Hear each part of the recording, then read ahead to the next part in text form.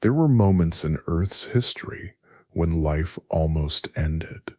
Oceans turned poisonous, the sky filled with ash, sunlight faded long enough to break entire food chains, entire ecosystems collapsed at once, not slowly, not gradually, but all at the same time. In the worst of these events, nearly everything died. Up to 95% of all species disappeared. The oceans emptied. Ancient life that had survived for millions of years vanished in what, in geological terms, was almost an instant. And it did not happen just once. It happened again and again. Each time, the planet reset. Complex life was stripped away. Entire branches of evolution were erased. Speed did not matter. Strength did not matter. Even intelligence was not enough. But something remained. A creature so simple, it doesn't think the way we do. No planning, no learning as we understand it, no visible effort to adapt or improve. It did not become more advanced. It did not need to. While everything else disappeared, it continued, almost unchanged. And that leaves us with a question that is difficult to ignore. If intelligence could not guarantee survival during the worst moments in Earth's history, then what actually could? In tonight's story, we follow the quiet survival of one of the oldest animals on Earth, the horseshoe crab. A creature with no brain, no strategy, and almost no need to change, yet one that has outlived nearly everything else. Just before we begin, I want to take a moment to thank our Patreon members.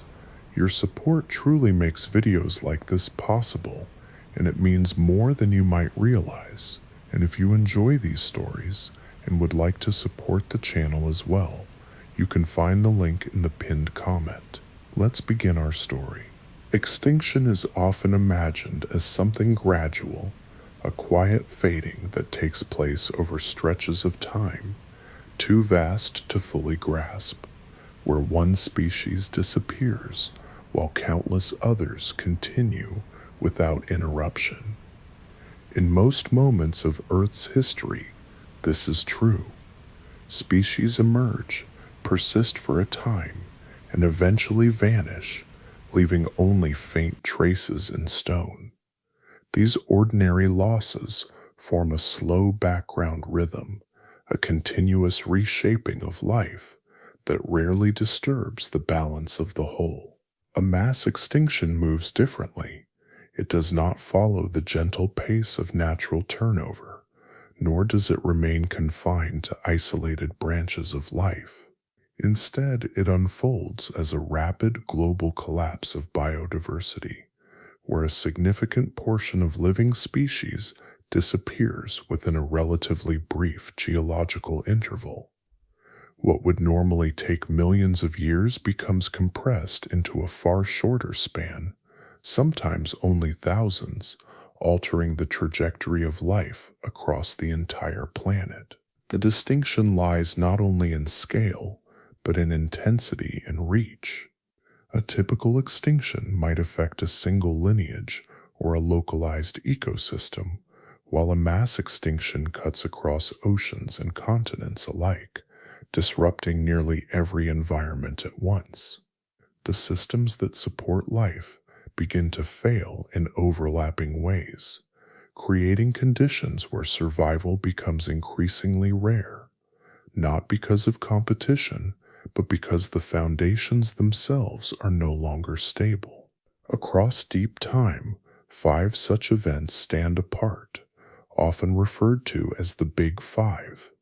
Each one marks a boundary in Earth's history, a moment when life was reduced dramatically before slowly rebuilding in new forms. These events are not remembered through memory or observation, but through the layered archive beneath our feet. In ancient sediments, scientists find abrupt shifts in fossil presence, where once abundant organisms vanish suddenly from the record. Chemical signatures within these layers reveal changes in oxygen levels, temperature, and ocean chemistry, forming a quiet but consistent pattern that signals a global crisis. The oceans, in particular, carry the clearest imprint of these events. Marine environments support a vast portion of Earth's biodiversity, and their stability depends on delicate balances of oxygen, temperature, and nutrient flow. When these balances shift, the effects spread quickly through entire food webs. Layers of sediment record intervals where oxygen levels dropped so low that large regions of the sea floor became inhospitable, leaving behind darkened deposits that speak to a time when life struggled to persist. These changes do not always unfold at the same pace. Some mass extinctions appear to occur in pulses, stretching across millions of years, with repeated waves of decline. Others strike more abruptly, compressing devastation into a much shorter window. In either case, the defining feature remains the same, a rapid and widespread loss that reshapes the planet's biological landscape. What follows is not an immediate recovery, but a long, uneven return. The survivors, often few and scattered, become the foundation for entirely new ecosystems. From this reduced beginning, life slowly diversifies again, taking forms that differ from what came before. The world does not simply restore itself, it transforms, carrying forward only fragments of its previous identity as it settles into a new balance, shaped by what endured. Long before familiar forms began to take shape, the surface of Earth moved through conditions that would feel almost unrecognizable.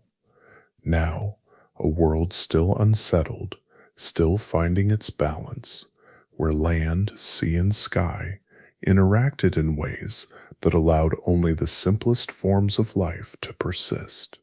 The planet's crust shifted beneath restless forces. Volcanoes released vast plumes into the atmosphere, and the chemistry of the oceans changed slowly, then suddenly, then slowly again, as if testing what could endure. Life existed here, but it did not resemble anything complex or visible at a glance. It remained microscopic, composed of single-celled organisms drifting in water or clinging to surfaces where conditions allowed stability for brief stretches of time. These early life forms relied on chemical processes that required no oxygen, drawing energy from compounds dissolved in their surroundings, forming quiet communities that left behind only subtle traces in layered stone. Oxygen itself, which now sustains most complex organisms, was once a disruptive presence. When certain microorganisms began releasing it as a byproduct of their metabolism, it accumulated gradually in the oceans and atmosphere, altering conditions in ways that proved harmful to many existing forms of life. What would later become essential was, at this stage, a force of imbalance, reshaping ecosystems at the smallest scales. Entire populations declined as this new element spread, while others adapted slowly, finding ways to tolerate or even use it. Within the oceans, where much of this transformation unfolded, life continued to experiment with new arrangements. Cells began to cooperate, forming simple clusters that moved and functioned as a unit rather than as isolated individuals. These early steps toward multicellularity did not appear suddenly or uniformly. They emerged in scattered instances, often fragile and temporary, dissolving when conditions shifted beyond narrow limits. Still, over immense spans of time, these arrangements became more stable, allowing for slight specialization among cells and the first hints of structured bodies. The oceans provided a kind of shelter for this gradual development. Water moderated temperature, dissolved essential compounds, and softened environmental extremes that would have been more severe on land. Within this fluid space, early life could persist through fluctuations that might otherwise have ended its progress. Even so, stability remained relative rather than absolute. Changes in temperature, chemistry, or nutrient availability could ripple quickly through these simple systems, altering the conditions that sustained them. These early ecosystems were delicate, not because they lacked resilience, but because their complexity had not yet developed enough to buffer against disruption. Each organism depended closely on specific conditions, and the networks connecting them were shallow, with few layers to absorb shock. A shift in chemical balance could cascade through entire communities, reducing them or reshaping them into new configurations. Recovery was possible, but it unfolded slowly, guided by the same gradual processes that had built these systems in the first place. Over time, what began as scattered microscopic life expanded in diversity and interaction, forming the quiet foundation upon which all later complexity would rise. The path forward was not driven by sudden leaps, but by accumulation, each small change settling into place, holding if conditions allowed, fading if they did not. In this early world, life learned to persist within limits, shaping itself around the boundaries set by an environment that had not yet settled into permanence. For a long stretch of time, life advanced in increments so small they seemed almost indistinguishable from stillness, each change settling quietly into place before another followed. Then, around 540 million years ago, the pace shifted.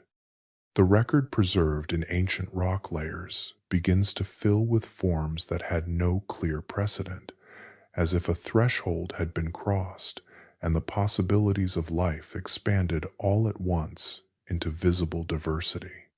This interval, often called the Cambrian explosion, did not unfold as a sudden flash, but compared to the slow rhythms that came before, it appears remarkably rapid.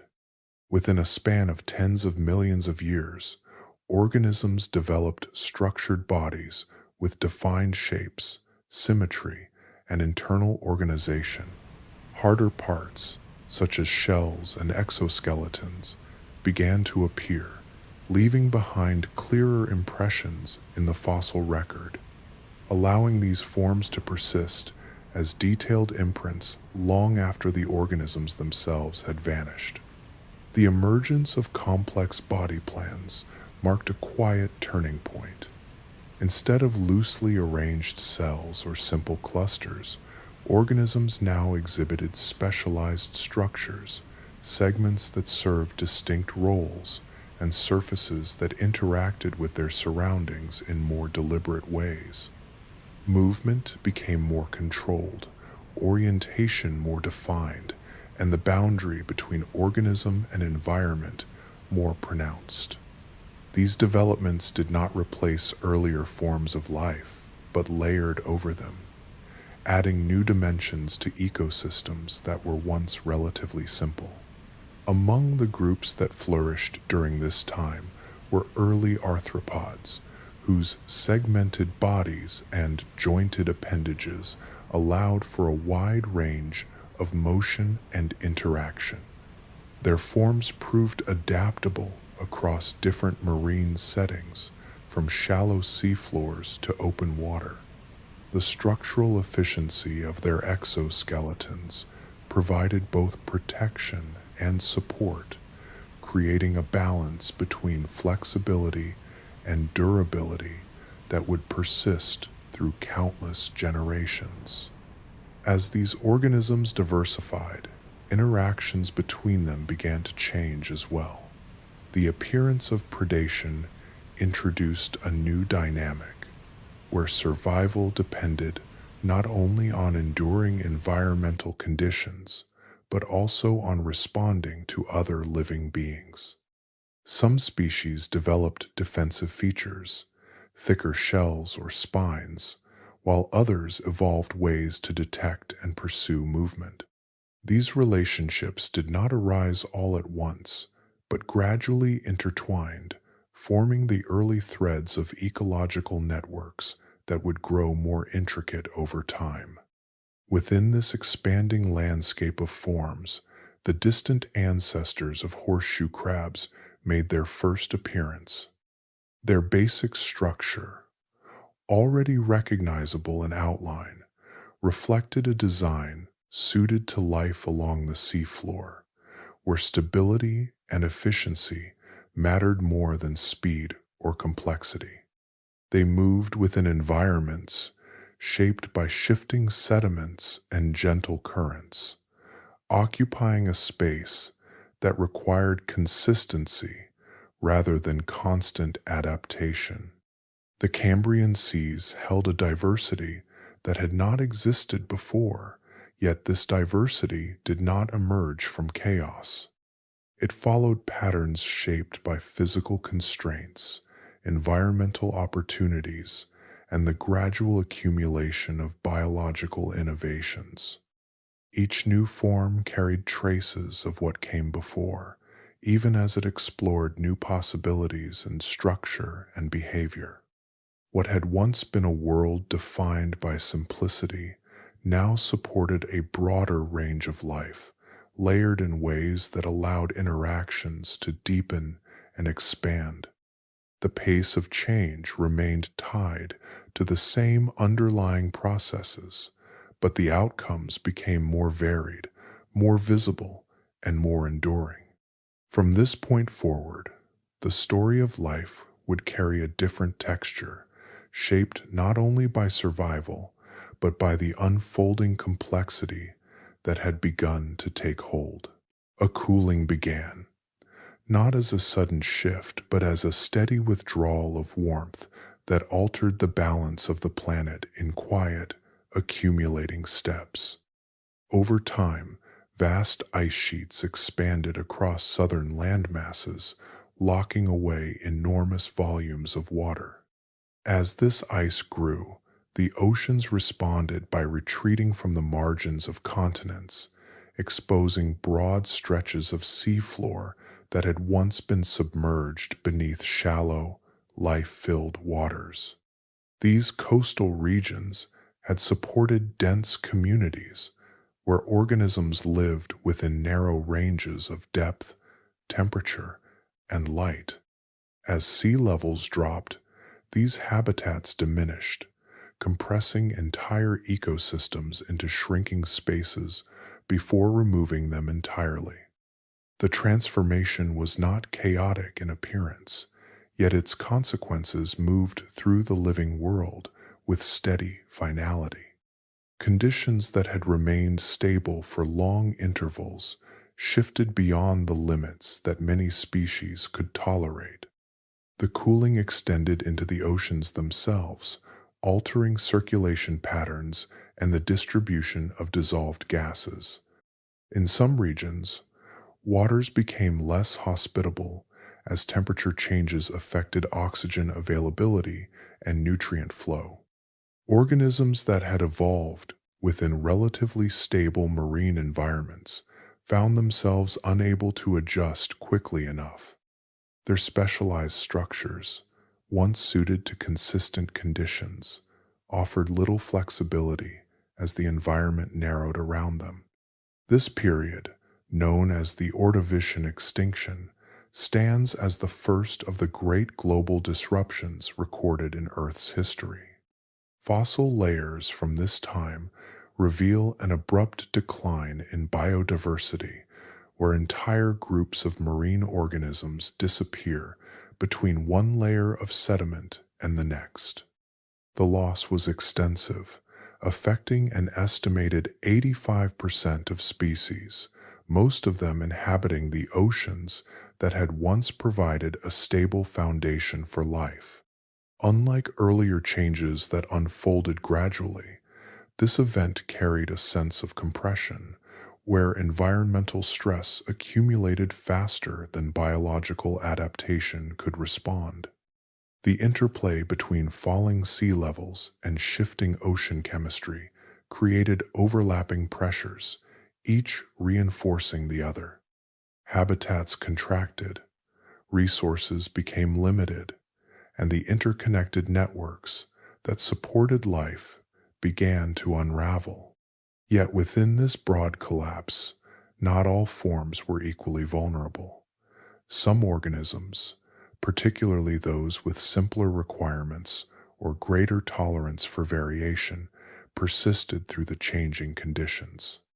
Among these were early relatives of horseshoe crabs, whose presence in the fossil record continues beyond this boundary.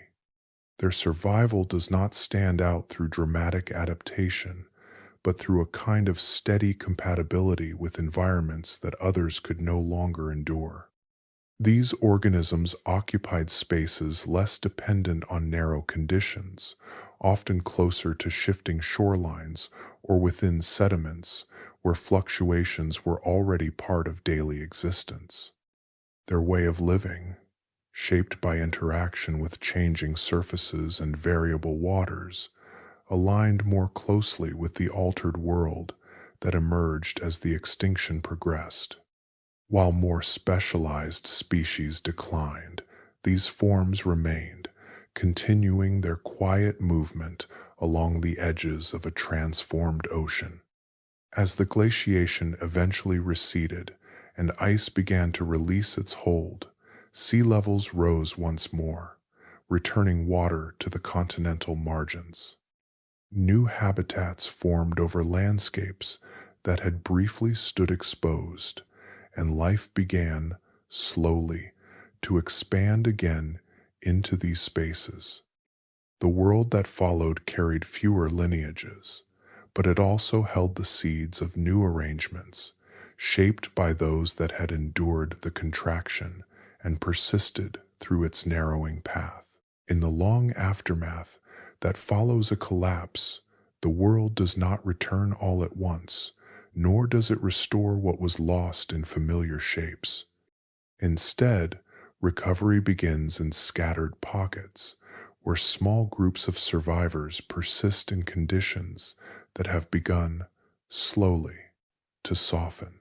Time stretches here, measured not in brief cycles but in vast intervals, as life rebuilds itself from what remains rather than what once was. The earliest stages of this renewal are sparse. Organisms that endured the previous disruption begin to expand outward, occupying spaces that have been left open. These environments, once crowded with layered interactions, now feel reduced, quieter in structure, with fewer connections linking one form of life to another. The absence of former complexity creates room, but also uncertainty, as new relationships form gradually, guided by trial rather than stability. Over millions of years, these scattered beginnings develop into more defined ecosystems. Communities begin to take shape again, though they differ from those that existed before. The balance between species is altered, influenced by which lineages survived and which disappeared entirely. Some groups, once dominant, never return, while others that had been minor or unnoticed begin to spread, filling roles that were left vacant. Evolution continues within this shifting landscape, but it does not move evenly across all forms. Certain lineages diversify rapidly, adapting to the new conditions with variations that allow them to explore a wider range of environments. Others remain limited, either constrained by their structure or unable to adjust to the altered chemistry and climate that now define the planet. The pace of change varies, creating a patchwork of life where some areas become rich with diversity while others remain relatively simple. As these ecosystems mature, the traits that support survival begin to shift in importance.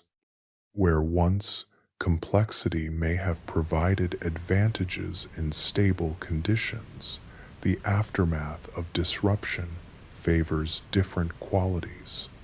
Flexibility becomes more valuable than specialization, and the ability to endure a range of conditions begins to outweigh the benefits of highly refined adaptations.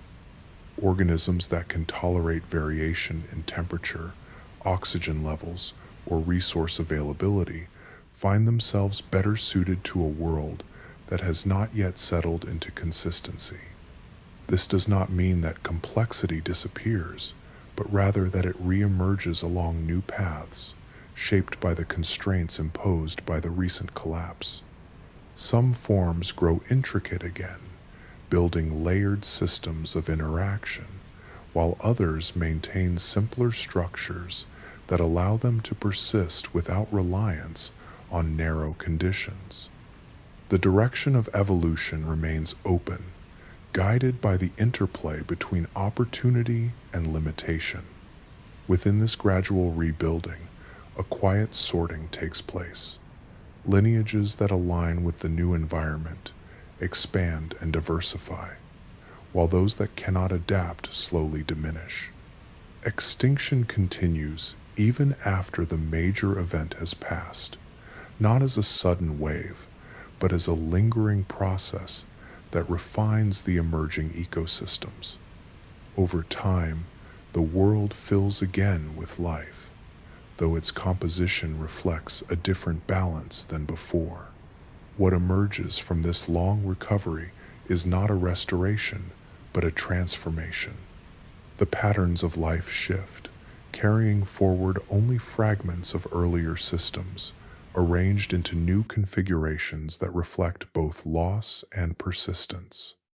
The survivors do not simply rebuild what was, they become the foundation of what follows, shaping a world that continues forward, altered yet continuous in its unfolding.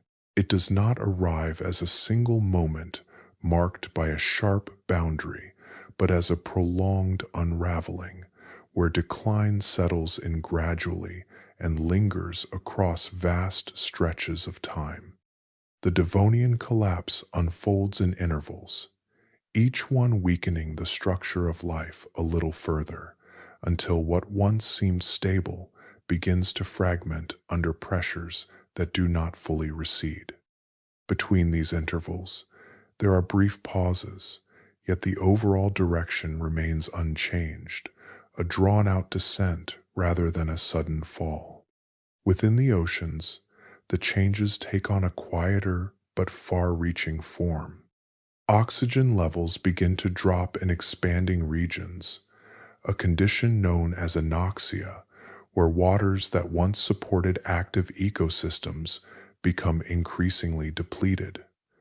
This shift does not occur uniformly. Pockets of low oxygen spread unevenly, sometimes retreating, sometimes advancing, creating unstable boundaries where life must either adapt to scarcity or withdraw entirely. For organisms dependent on steady oxygen levels, these conditions narrow the space in which they can survive. Reef systems, which had grown into complex and layered environments, begin to fade during this period. These structures, built over long spans of time by organisms working in quiet accumulation, depend on consistent chemical and environmental conditions. As the balance shifts, their growth slows, then stops, and in many regions, reefs disappear altogether. With their decline, the intricate habitats they supported also vanish, removing entire networks of interaction that had once been anchored in place. Fish lineages, which had diversified into a wide range of forms, experience significant losses as these changes persist. Some groups, adapted to specific depths or conditions, find themselves unable to adjust as their environments shift. Others decline more gradually, their numbers reduced over successive intervals of stress. The disappearance of these lineages alters the structure of marine ecosystems, leaving fewer forms to occupy the roles they once held. The collapse extends through multiple pulses, each one reinforcing the effects of the last. Changes in climate, fluctuations in sea levels, and alterations in nutrient cycles combine in ways that prevent a stable recovery from taking hold. Instead of a single disruptive force, it is the accumulation of pressures that defines this period, a layering of difficulties that together reshape the living world. Amid this prolonged decline, certain organisms continue to persist, not because they dominate, but because they remain aligned with the changing conditions. Early relatives of horseshoe crabs are among those that endure, their presence carried through layers that record the disappearance of many others. Their way of life, shaped by interaction with shifting environments, allows them to navigate the gradual loss of stability without requiring rapid transformation. These survivors do not halt the broader decline, nor do they stand apart from it. They exist within it, moving through conditions that have become more variable and less predictable.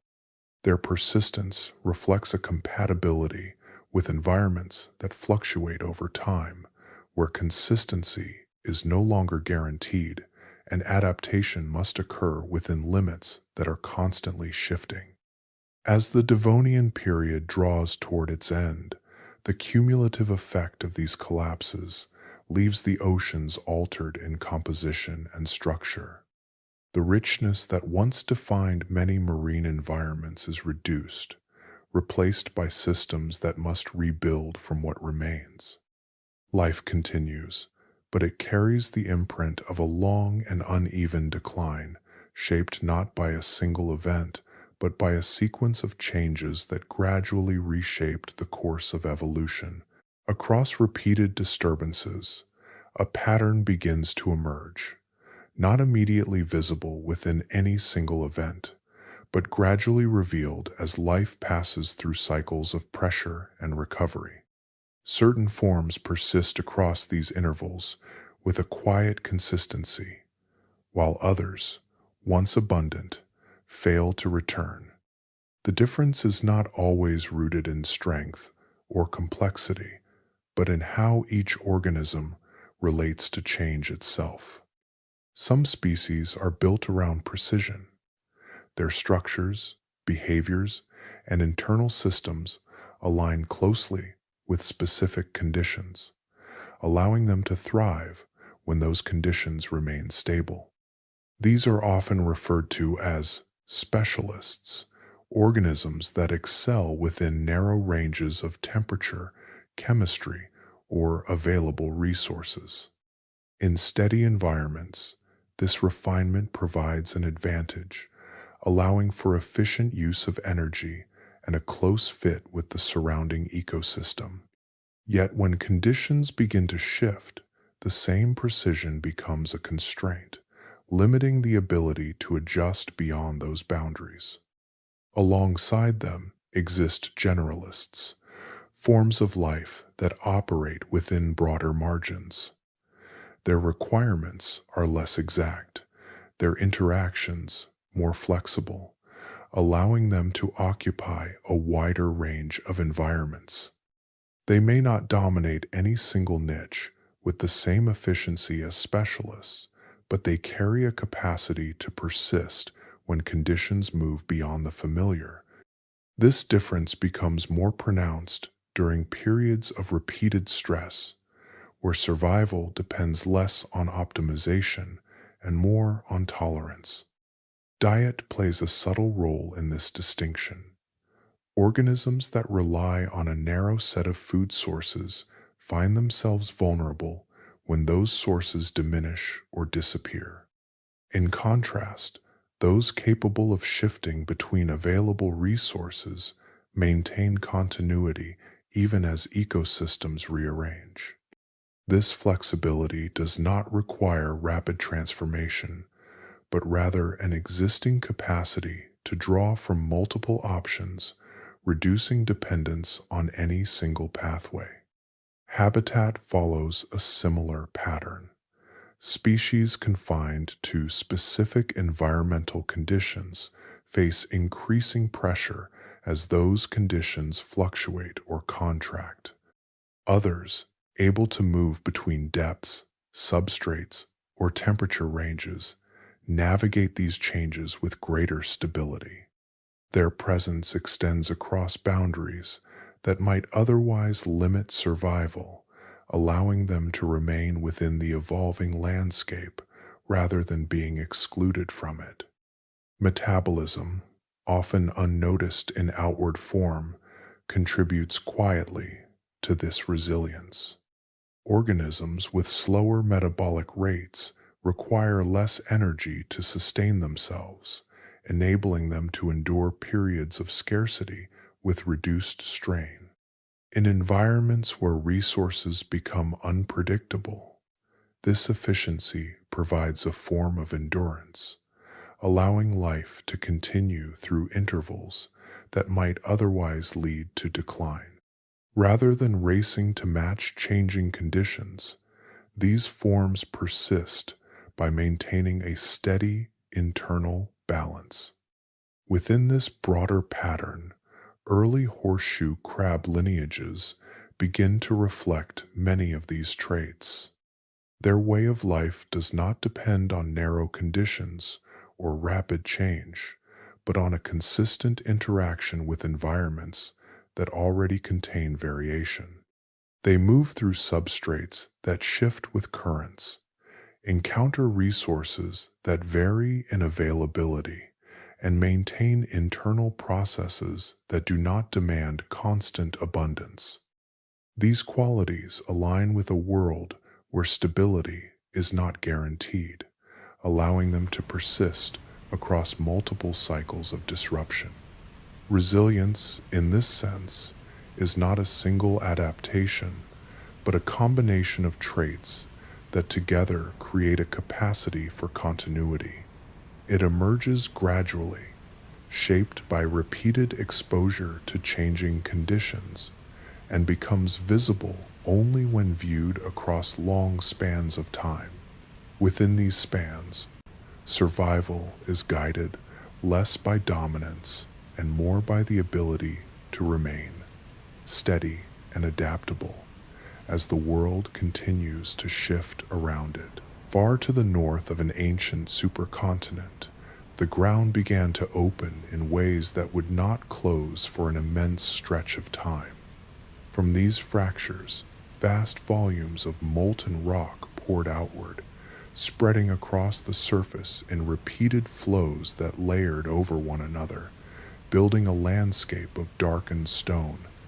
These eruptions, known today as the Siberian Traps, did not occur as a single outburst, but as a prolonged sequence, releasing gases and heat into the atmosphere with a persistence that gradually altered the balance of the planet. As these emissions accumulated, the air itself began to change. Carbon dioxide levels rose, drawing warmth into the climate, while other gases interacted with moisture to form compounds that settled back to the surface. The effects extended beyond the land, reaching into the oceans where much of life was concentrated. Water chemistry shifted as increased carbon dioxide dissolved into the seas, leading to acidification that made it difficult for many organisms to maintain their structures. At the same time, oxygen levels within the oceans began to decline. Circulation patterns altered under changing temperatures, reducing the movement of oxygen-rich waters into deeper regions. In these expanding zones, conditions grew increasingly depleted, creating environments where many forms of marine life could no longer function. The combination of acidification and low oxygen formed a layered pressure, affecting organisms both at the surface and along the seafloor. This period, known as the Permian extinction, stands as the most extensive loss of life recorded in Earth's history. Fossil evidence reveals a dramatic reduction in biodiversity, with up to 95% of marine species disappearing across this boundary. Entire groups that had persisted for long intervals vanish completely, leaving no direct continuation into the ecosystems that follow. The scale of this loss reshapes the biological structure of the planet in a way that surpasses all previous events. The collapse does not unfold as a single moment, but as a sustained interval during which multiple stressors interact. Rising temperatures place strain on organisms already challenged by changing chemistry, while reduced oxygen limits the capacity for survival across wide regions. Food webs weaken as key species decline, and the interdependence that once supported complex ecosystems begins to unravel.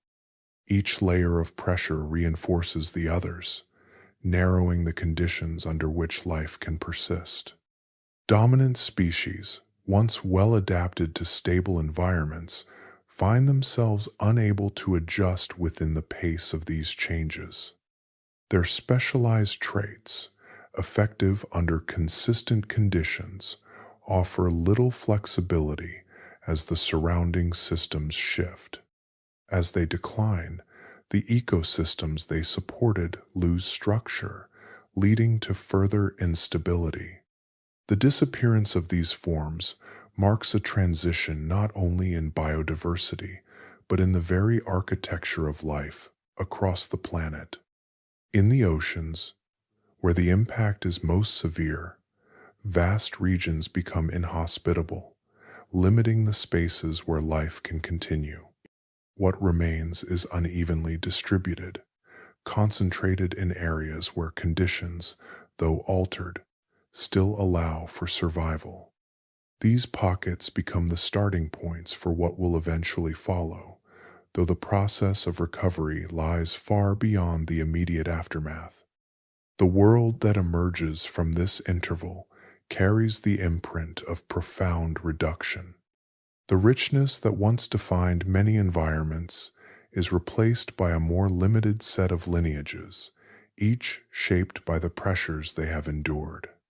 Life continues, but it does so within a framework that has been stripped back and redefined, carrying forward only those forms capable of existing within the constraints of a planet that has passed through one of its most severe transformations.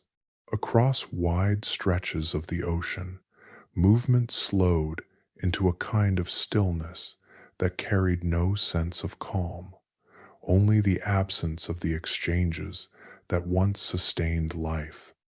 Water that had long supported layered systems of interaction became increasingly stratified, with surface and depth no longer mixing in the ways that distributed oxygen and nutrients. In these separated layers, conditions diverged, creating vast regions where the chemistry itself placed limits on what could continue. Near the surface, warmth lingered, but the balance of dissolved gases shifted. Deeper below, oxygen levels fell to near absence, forming zones where most organisms could no longer survive. These waters, deprived of circulation, accumulated compounds that further altered their chemistry, creating an environment that was both depleted and chemically unstable. The ocean, once connected through continuous movement, became partitioned into spaces that did not easily exchange what they held. Within this altered system, food chains began to collapse.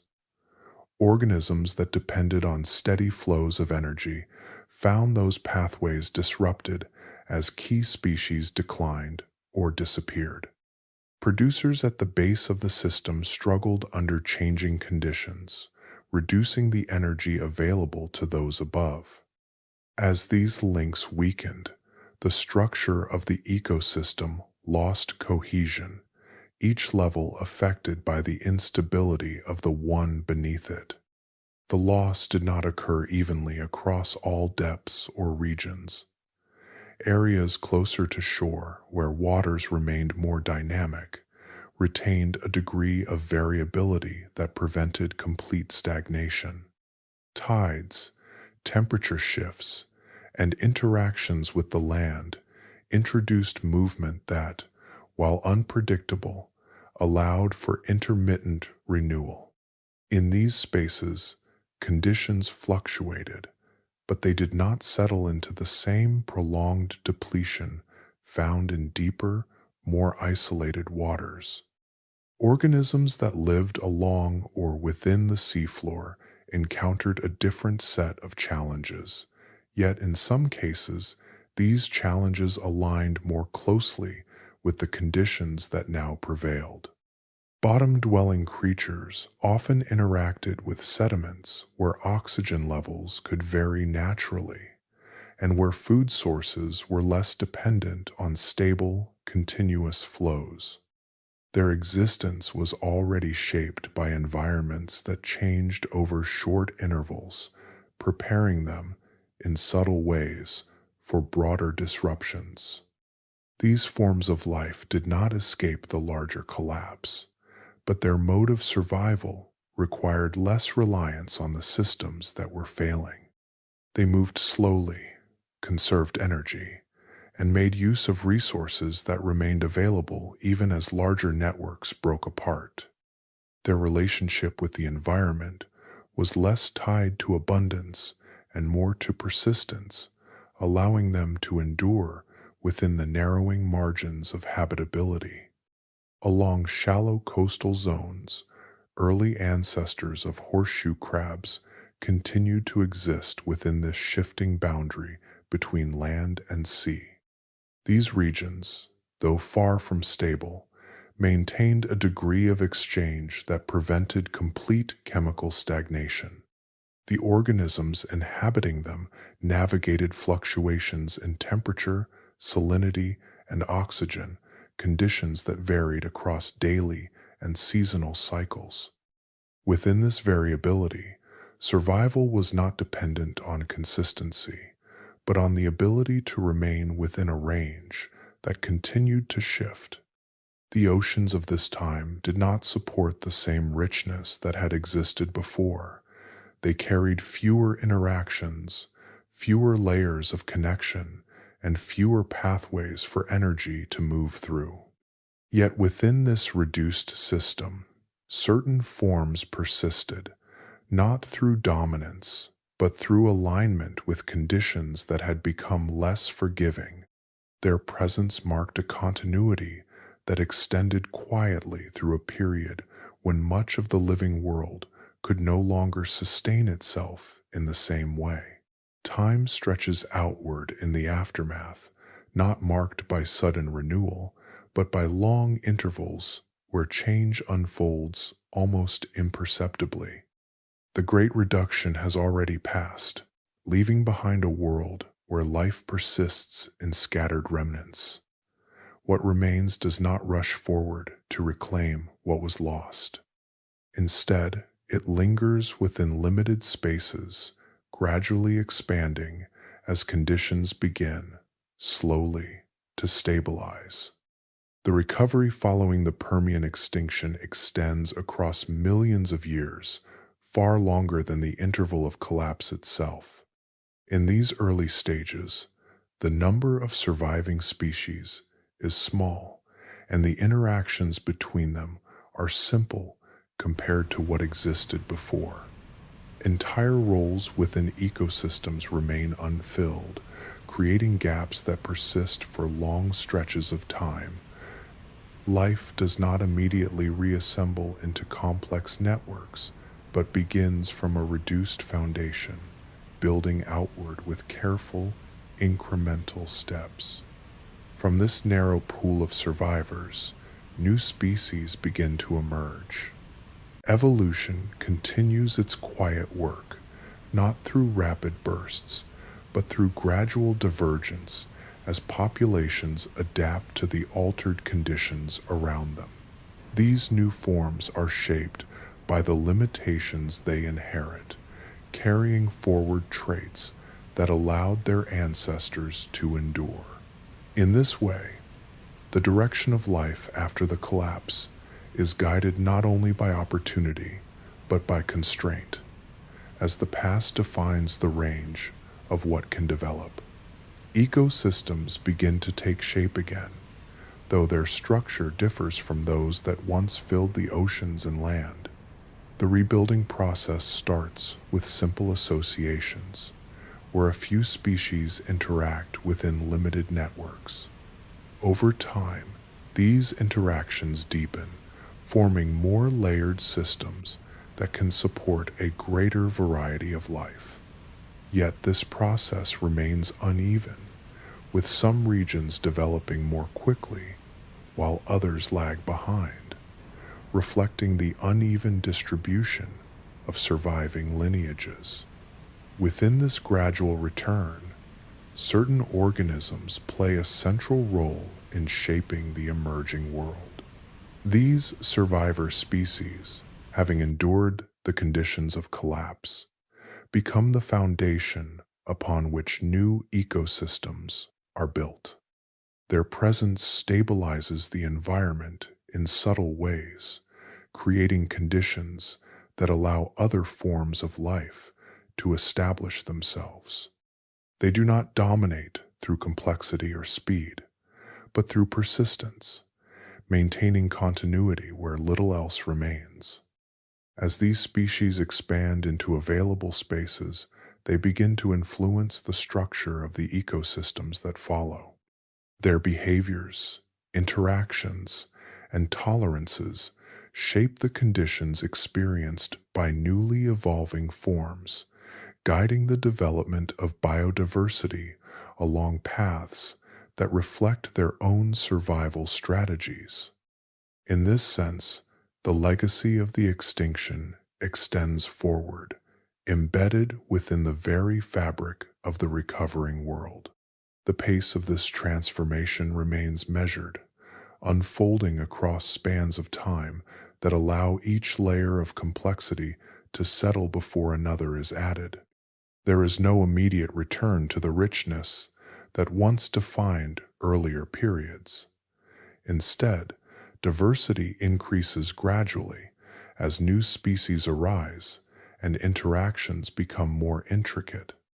The process reflects both loss and continuity, carrying forward what endured while reshaping it into new configurations. Over time, the world fills again with life, though it bears little resemblance to what came before. The ecosystems that emerge are not restorations, but new assemblies, built from the fragments that survived and the possibilities that followed. Within this slow return, life reestablishes itself, guided by the quiet influence of those that persisted through one of the most profound reductions in Earth's history. A new world begins to take shape on foundations that are still settling, where the surface carries traces of what was lost, and the living systems that return must adapt to conditions that have not yet stabilized. The Triassic period unfolds within this uncertain balance, a time when life expands again, though not with the density or structure that once defined earlier eras. The planet holds space for growth, yet the environment continues to shift in ways that prevent full continuity from taking hold. Across land, new forms begin to appear, emerging from lineages that endured the previous collapse.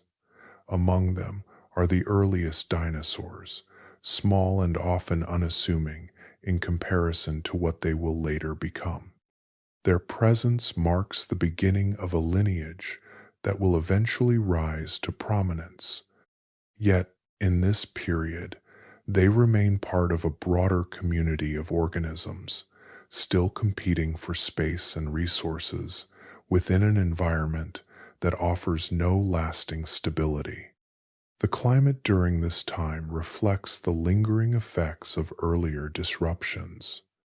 Temperatures fluctuate across regions, and patterns of rainfall and dryness shift in ways that create uneven conditions across the landscape. Some areas support expanding ecosystems, while others remain sparse, shaped by extremes that limit the diversity of life. These variations prevent the formation of uniform environments, requiring organisms to navigate a world defined by inconsistency rather than predictability. Within the oceans, recovery continues at a measured pace. Marine ecosystems begin to rebuild, yet they remain less intricate than those that existed before. The interactions between species are still developing, forming layers of connection that are not yet deeply established. Life returns in waves, with certain groups expanding more quickly than others, while some regions remain relatively simple, reflecting the uneven distribution of survivors from earlier intervals. This period carries a sense of gradual assembly, where each component of the ecosystem forms in relation to the others without the guiding structure of long-established systems. The absence of previous complexity allows for new arrangements to take shape, though these arrangements remain sensitive to ongoing environmental changes. Stability exists in moments, but it is not yet sustained across larger spans of time. Amid these shifting conditions, horseshoe crabs continue along a path that changes very little in outward form. Their presence extends through the Triassic seas with a consistency that contrasts with the transformations occurring around them. They inhabit coastal environments where variation is part of the daily rhythm, moving through spaces shaped by tides and shifting sediments. These conditions, already familiar to them, align with the broader instability of the period. Their way of life does not rely on the precise balance required by more specialized organisms. Instead, it reflects a compatibility with environments that fluctuate, allowing them to persist without significant alteration. While other lineages begin to diversify or adapt in response to new conditions, these creatures maintain a form and behavior that remains effective within the changing world. As the Triassic progresses, ecosystems continue to expand and reorganize, gradually increasing in diversity and complexity. The early presence of dinosaurs signals one direction in which life will evolve, while the persistence of older lineages reflects another. Together, these paths shape a world that is still in the process of becoming, where the future is not yet defined, and the present remains influenced by the echoes of a recent and profound transformation. The boundary between one era and the next does not arrive with a single signal, but with a series of changes that accumulate until the living world can no longer maintain its existing balance. Near the close of the Triassic, the planet enters another interval of strain, shaped once again by forces rising from deep within its crust. Vast volcanic provinces begin to open, releasing repeated flows of molten rock alongside enormous volumes of gas that drift into the atmosphere and remain there. As these emissions gather, The composition of the air shifts in ways that influence temperature across the globe. Carbon dioxide levels increase, trapping heat and altering climate patterns that had only recently begun to stabilize.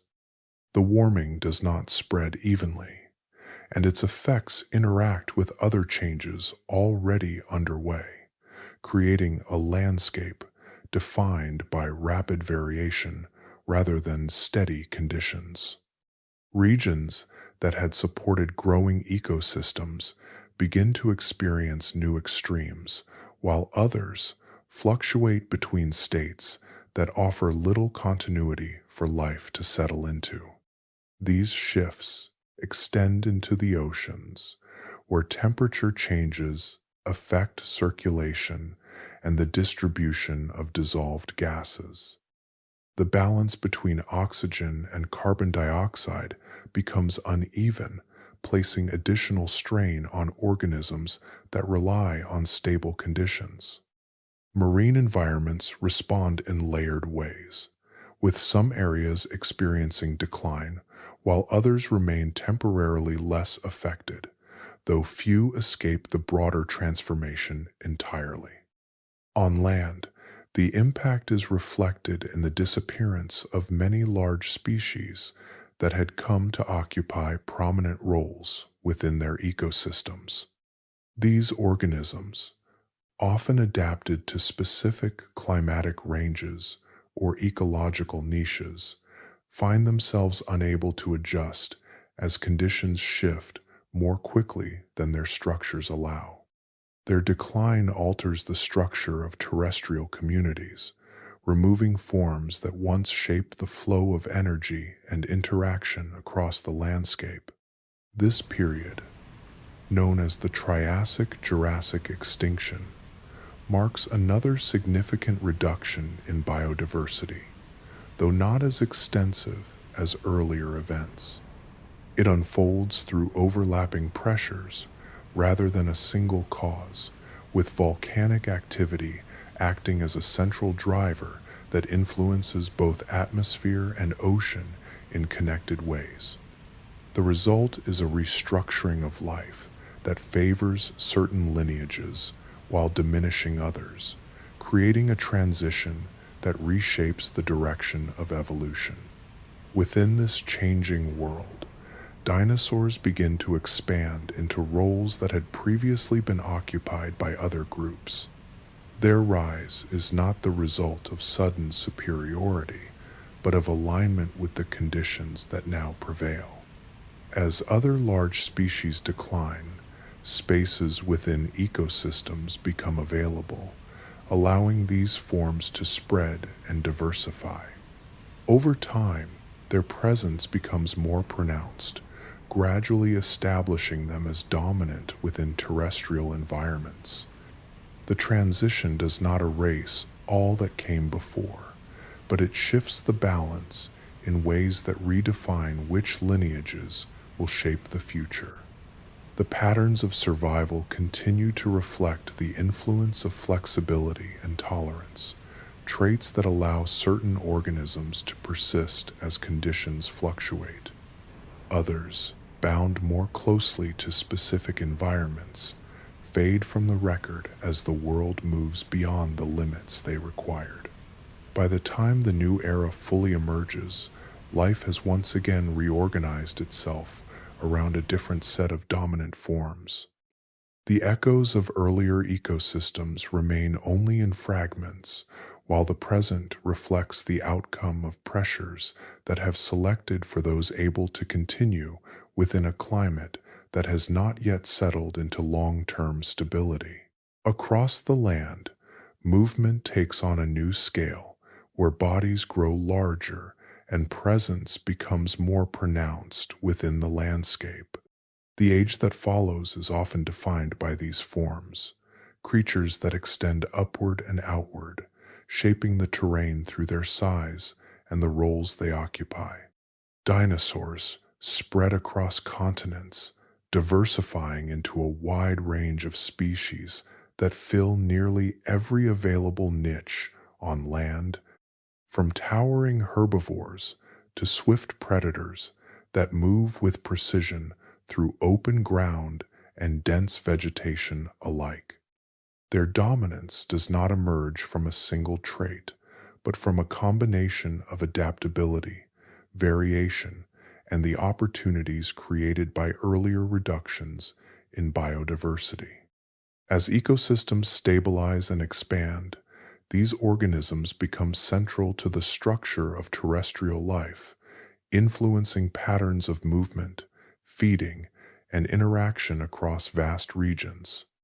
Their presence establishes a new rhythm on land, one defined by scale and visibility, where life becomes increasingly dynamic and interconnected. Within the oceans, a similar expansion unfolds, though expressed through different forms. Marine environments fill with large predators that navigate the water with speed and efficiency, occupying positions at the top of emerging food webs. These creatures, shaped by earlier cycles of loss and recovery, develop features suited to active pursuit and wide-ranging movement. The structure of marine ecosystems becomes more layered again, with multiple levels of interaction extending from small organisms to these dominant hunters. Yet even within this period of expansion and prominence, not all life follows the same path towards size and complexity. Along the margins of these systems, there remain forms that continue without significant alteration, existing within environments that are less defined by competition at the highest levels and more by consistency within local conditions. These organisms do not seek to dominate the broader landscape, but instead persist within spaces that offer continuity rather than constant escalation. Horseshoe crabs move through this era with a presence that is both steady and unobtrusive. Along coastlines, where land and sea meet in shifting boundaries, they continue to inhabit environments shaped by tides and sediments. These regions experience regular variation, yet this variation follows patterns that remain familiar over long spans of time. Within these conditions, their form and behavior remain effective, requiring little adjustment despite the broader transformations occurring across the planet. Their persistence reflects a different relationship with change, one that does not depend on expanding into new roles or increasing in complexity. Instead, it is grounded in maintaining compatibility with environments that retain a degree of continuity, even as surrounding systems grow more intricate. While larger organisms dominate open spaces and deeper waters, these quieter forms occupy edges and transitions where stability exists within fluctuation. The contrast between these paths does not create separation, but coexistence.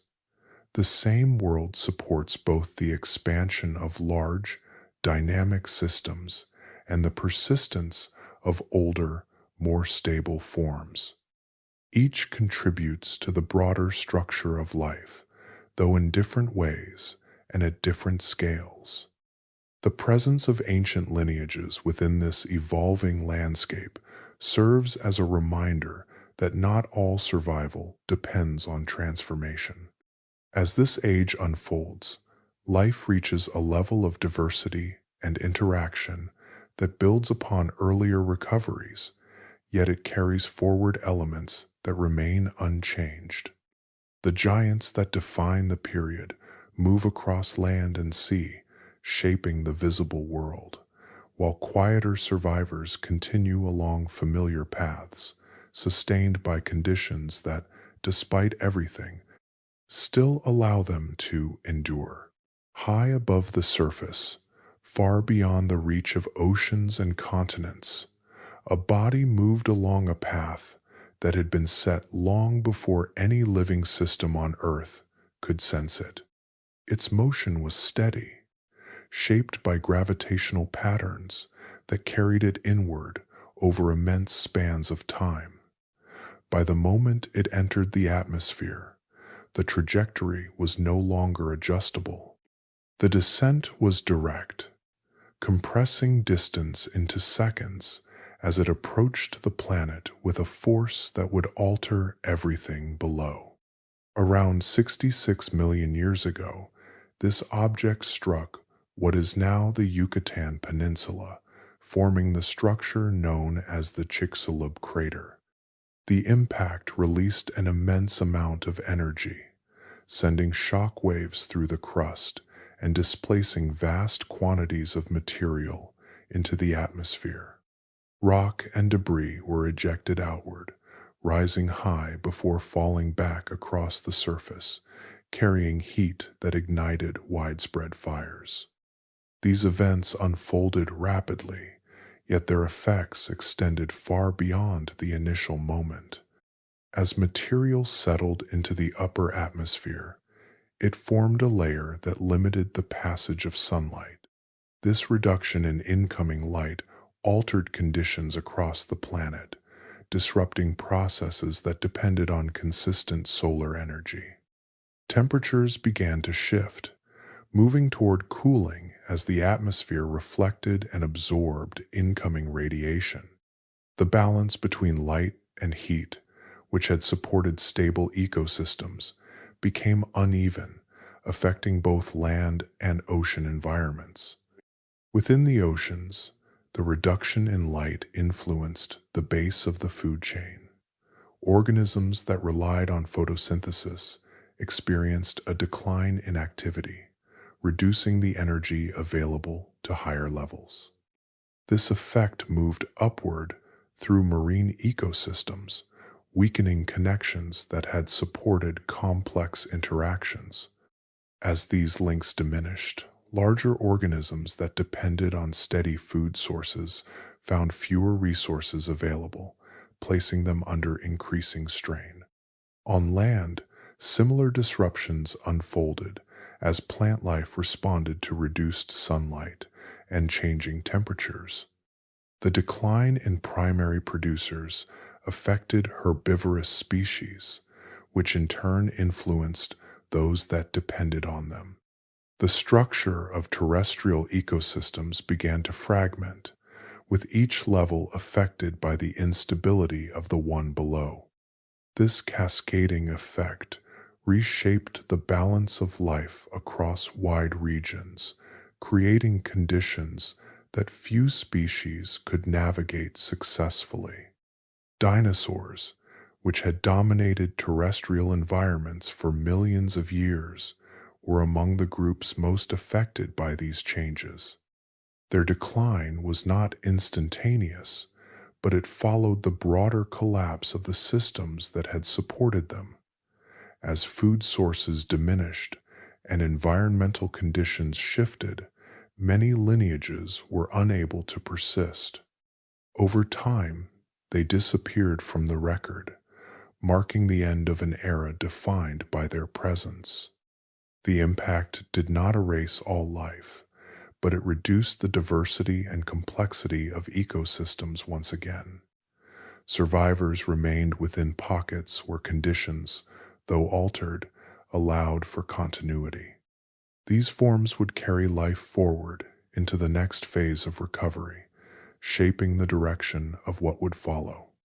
In the aftermath, the planet entered another period of adjustment, where the immediate effects of the impact gradually gave way to longer-term changes. The world that emerged from this event bore the imprint of both sudden disruption and extended transformation, carrying forward a reduced but enduring set of life that would once again begin to expand into the spaces left behind. In the first stretch of time after the impact, the planet does not settle into silence, but into a state where familiar processes continue in altered forms. The sky, still carrying fine particles, allows only limited light to pass through, shaping a dim and uneven day. Temperatures remain unsettled, shifting across regions as the atmosphere redistributes heat. The surface holds traces of the initial disturbance, yet the more enduring changes are those that affect the systems sustaining life beneath and within it. In the oceans, the disruption reaches quickly into the foundations of marine ecosystems. With reduced sunlight, photosynthetic organisms decline, limiting the primary source of energy that supports higher levels of life. This reduction does not remain confined to a single layer, but moves upward through the system, weakening connections between species that depend on steady input. Organisms that once thrived within stable networks encounter scarcity, and the structure of the ecosystem begins to fragment. Water conditions shift alongside these changes. Variations in temperature influence circulation, while chemical balances adjust in response to altered inputs from the atmosphere and land. In deeper regions, where renewal depends on consistent movement of oxygen, conditions become more difficult to sustain. Some areas experience reduced oxygen availability, while others face fluctuations that prevent long-term stability. These changes do not occur uniformly, but they spread across wide regions, shaping a marine environment that is less predictable than before. Amid this collapse, survival becomes closely tied to how organisms interact with variability. Species that depend on narrow conditions or stable food sources find fewer pathways to continue, while those capable of enduring fluctuations begin to persist within the shifting landscape. The difference is not always visible in outward form, but in how each organism manages energy, resources, and exposure to change. Shallow environments offer a distinct advantage during this time. Coastal waters, influenced by tides and proximity to land, continue to experience movement that introduces intermittent renewal. These areas do not escape disruption, but they avoid the prolonged stagnation that can develop in deeper, more isolated regions. Organisms living within these zones are already adapted to changing conditions, encountering variations in temperature, salinity, and oxygen as part of their regular existence. Flexibility becomes a defining factor. Species capable of utilizing a range of food sources, tolerating shifts in environmental conditions, or reducing their energy demands are more likely to persist through this interval. Their survival does not depend on the rapid return of stability, but on the ability to function within uncertainty. This capacity allows them to remain present even as broader systems continue to reorganize. Horseshoe crabs, already shaped by earlier cycles of disruption, continue to endure within these coastal environments. Their behavior aligns with the rhythms of shallow waters, where movement, sediment, and chemical variation are constant features. They feed on available resources without reliance on a single pathway, and their metabolic demands allow them to persist even when conditions become less favorable. Their survival reflects a continuity that extends through repeated disturbances, not through dramatic change, but through a sustained compatibility with environments that do not remain fixed. As ecosystems begin, slowly, to reorganize in the wake of the impact, these organisms remain within the shifting margins, carrying forward a presence that bridges the transition from one world to the next. There are forms in the fossil record that appear, persist, and then vanish, leaving behind a sequence of changes that trace the movement of evolution across time. Others follow a different pattern, where the outlines seen in ancient layers remain recognizable even after immense spans have passed. The horseshoe crab belongs to this quieter category, a lineage whose structure has shifted so little that specimens separated by hundreds of millions of years seem connected by more than ancestry alone. This continuity has led to the term living fossil, a phrase that reflects not a lack of life or activity, but a remarkable stability in form. The body plan, with its protective shell, segmented underside, and elongated tail spine, remains closely aligned with its early relatives. While subtle variations exist, the overall structure persists with an efficiency that has required little alteration. It is not frozen in time, but it has not been compelled to change in ways that reshape its identity. Evolution does not move with a constant pace or direction for every lineage. In some cases, rapid change occurs as organisms respond to new pressures or opportunities, leading to diversification and the emergence of new forms. In others, change slows, not because evolution has ceased, but because the existing structure continues to function effectively within the environments it encounters. When a form remains well suited to its conditions, the pressure to alter that form diminishes. For horseshoe crabs, this stability reflects a close alignment between body design and environment. Their structure supports a mode of life that interacts with sediments, shallow waters, and variable coastal conditions. These environments, though not static, maintain patterns of change that fall within ranges the organism can tolerate. As a result, the need for significant structural adaptation remains low, allowing the lineage to continue without dramatic shifts in form. The concept of evolutionary change often emphasizes transformation, yet persistence can be equally revealing. A species that undergoes little outward change across long spans of time demonstrates that its design meets the demands placed upon it with consistency. This does not imply perfection, but rather sufficiency, a balance between structure and environment that does not require continual modification to remain viable. Stability, in this sense, becomes a strategy shaped by compatibility.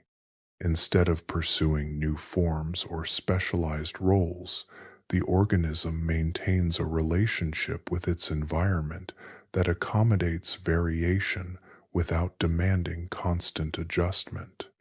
Its behavior, physiology, and structure work together to create a system that remains effective across changing conditions, provided those changes stay within certain bounds. This approach contrasts with lineages that evolve toward greater specialization, where success depends on finely tuned interactions with specific environments or resources. Such specialization can offer advantages in stable conditions, but it also introduces limitations when those conditions shift. In comparison, a stable, broadly compatible design allows for persistence through fluctuations that might challenge more narrowly adapted forms. The horseshoe crab's continued presence across deep time reflects this balance. It has not needed to transform in order to endure, because its existing structure remains aligned with the environments it inhabits. Through cycles of disruption and recovery, its form has carried forward, not as an unchanged relic, but as a living expression of a design that continues to function within the world as it is. Seen up close, the form reveals itself not through complexity, but through a clarity of structure where each part carries a direct and purposeful role. The body of the horseshoe crab is arranged in a way that appears almost elemental, a composition that has persisted not through elaboration, but through balance. A broad, curved shell covers the upper surface, smooth and protective, shielding the organism while allowing it to move across shifting ground beneath shallow water. Beneath this shell, the body is divided into sections that coordinate movement and interaction with the surrounding environment. The underside carries multiple appendages, each adapted for a specific function, from locomotion to feeding. These limbs work in a coordinated sequence, allowing the organism to navigate sediment, sift through material, and maintain stability within currents that move unpredictably along the coast. The arrangement is neither intricate nor minimal, but sufficient, reflecting a structure that meets the demands placed upon it without excess. Extending from the rear is the telson, a long, rigid spine that appears at first to serve as a simple extension of the body. Its function, however, lies in balance and orientation. When the organism is overturned by waves or shifting sediment, this structure allows it to return to its original position, restoring its alignment with the environment. It does not act as a weapon or a tool for active interaction, but as a means of maintaining continuity in movement and posture. Along the upper surface, a series of eyes are positioned in a way that provides awareness of light and motion without relying on detailed visual processing. These eyes are simple in construction, sensitive to changes in brightness and the movement of shadows, allowing the organism to detect shifts in its surroundings. Additional light-sensitive structures are distributed across the body, contributing to a perception that is diffuse rather than centralized. The world is not seen in sharp detail, but sensed through variations that signal the presence of change. Within the body, circulation is supported by a fluid that carries oxygen in a form distinct from that found in many other organisms. This blue blood, containing hemocyanin, binds oxygen using copper rather than iron, giving it a characteristic color when exposed. It moves through an open circulatory system, bathing tissues directly rather than traveling through a closed network of vessels. This arrangement supports a steady distribution of oxygen, aligned with a metabolism that does not require rapid or intense bursts of activity. Control of movement and response is managed without a centralized brain of the kind seen in mammals. Instead, a network of nerve structures coordinates behavior, allowing the organism to respond to stimuli in a manner that is effective within its environment. Signals travel through this system in patterns that guide motion, feeding, and orientation, creating a form of coordination that does not rely on complex processing or abstraction.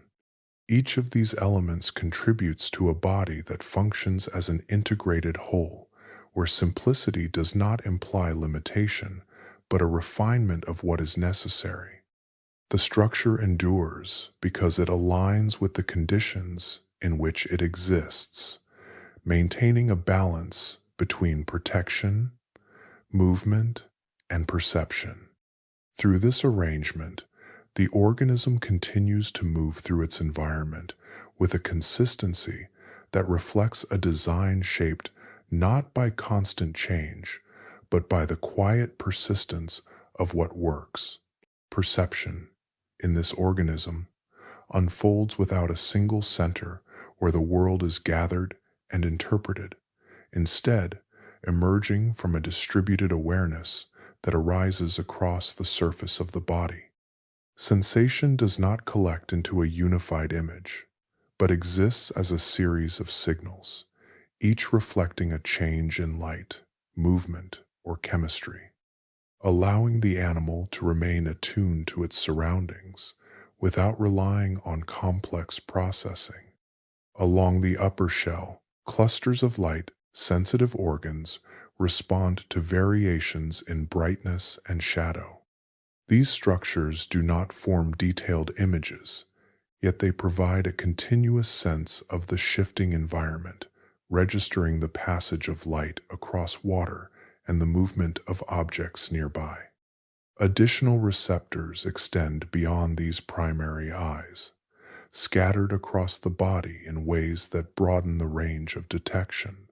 Together, they create a layered sensitivity where the organism responds not to precise forms, but to patterns of change that signal the presence of something moving within its environment. Beneath the surface, another form of perception unfolds through chemical detection. The surrounding water carries dissolved substances that indicate the presence of food, other organisms, or alterations in environmental conditions. Specialized receptors interact with these chemical signals, allowing the animal to follow gradients that lead toward or away from particular sources. This form of sensing operates continuously, guiding movement through a medium where visibility may be limited and where chemical traces provide reliable information over time. The integration of these signals occurs within a nervous system that remains simple in structure, yet effective in function. Instead of a centralized brain directing all activity, networks of nerve cells coordinate responses across the body. These networks process input in localized ways, allowing the organism to react to immediate conditions without requiring complex interpretation. Movement, feeding, and orientation emerge from these interactions, forming patterns of behavior that align with the environment in which the animal exists. Navigation, in this context, does not depend on mapping or memory in the way more complex organisms might rely upon. Instead, it arises from continuous adjustment to external signals. Changes in light guide orientation toward or away from certain conditions, while chemical cues direct movement along paths that lead to resources. Physical contact with the substrate provides additional feedback, informing the animal of its position relative to the seafloor and the shifting materials beneath it. This mode of sensing allows for a form of interaction that is both immediate and sustained. The organism does not need to anticipate or plan in order to move effectively through its environment. Its behavior emerges from the constant exchange between internal processes and external signals, creating a flow of action that remains aligned with current conditions. Each movement reflects a response to what is present, rather than an attempt to predict what may come. Within this system, simplicity does not limit function, but shapes it into a form that remains reliable across changing circumstances. The absence of complex cognition does not prevent effective navigation, but instead removes the need for processes that might depend on stable environments or detailed information. What remains is a direct relationship with the surrounding world, guided by signals that are always available and by responses that are consistent in their application. Through this distributed awareness, the organism continues to move, feed, and orient itself within a shifting coastal environment, maintaining a steady interaction with conditions that change from moment to moment without requiring the structures associated with more elaborate forms of perception. Along the shifting boundary where water meets sediment, Movement unfolds at a pace that mirrors the environment itself, steady, measured, and without urgency. The horseshoe crab advances across the seafloor with a rhythm that appears almost unchanging, each step guided by the coordinated motion of its limbs beneath the protective curve of its shell. There is no sudden acceleration, no abrupt redirection, only a continuous progression shaped by contact with the ground and the subtle forces moving through the surrounding water.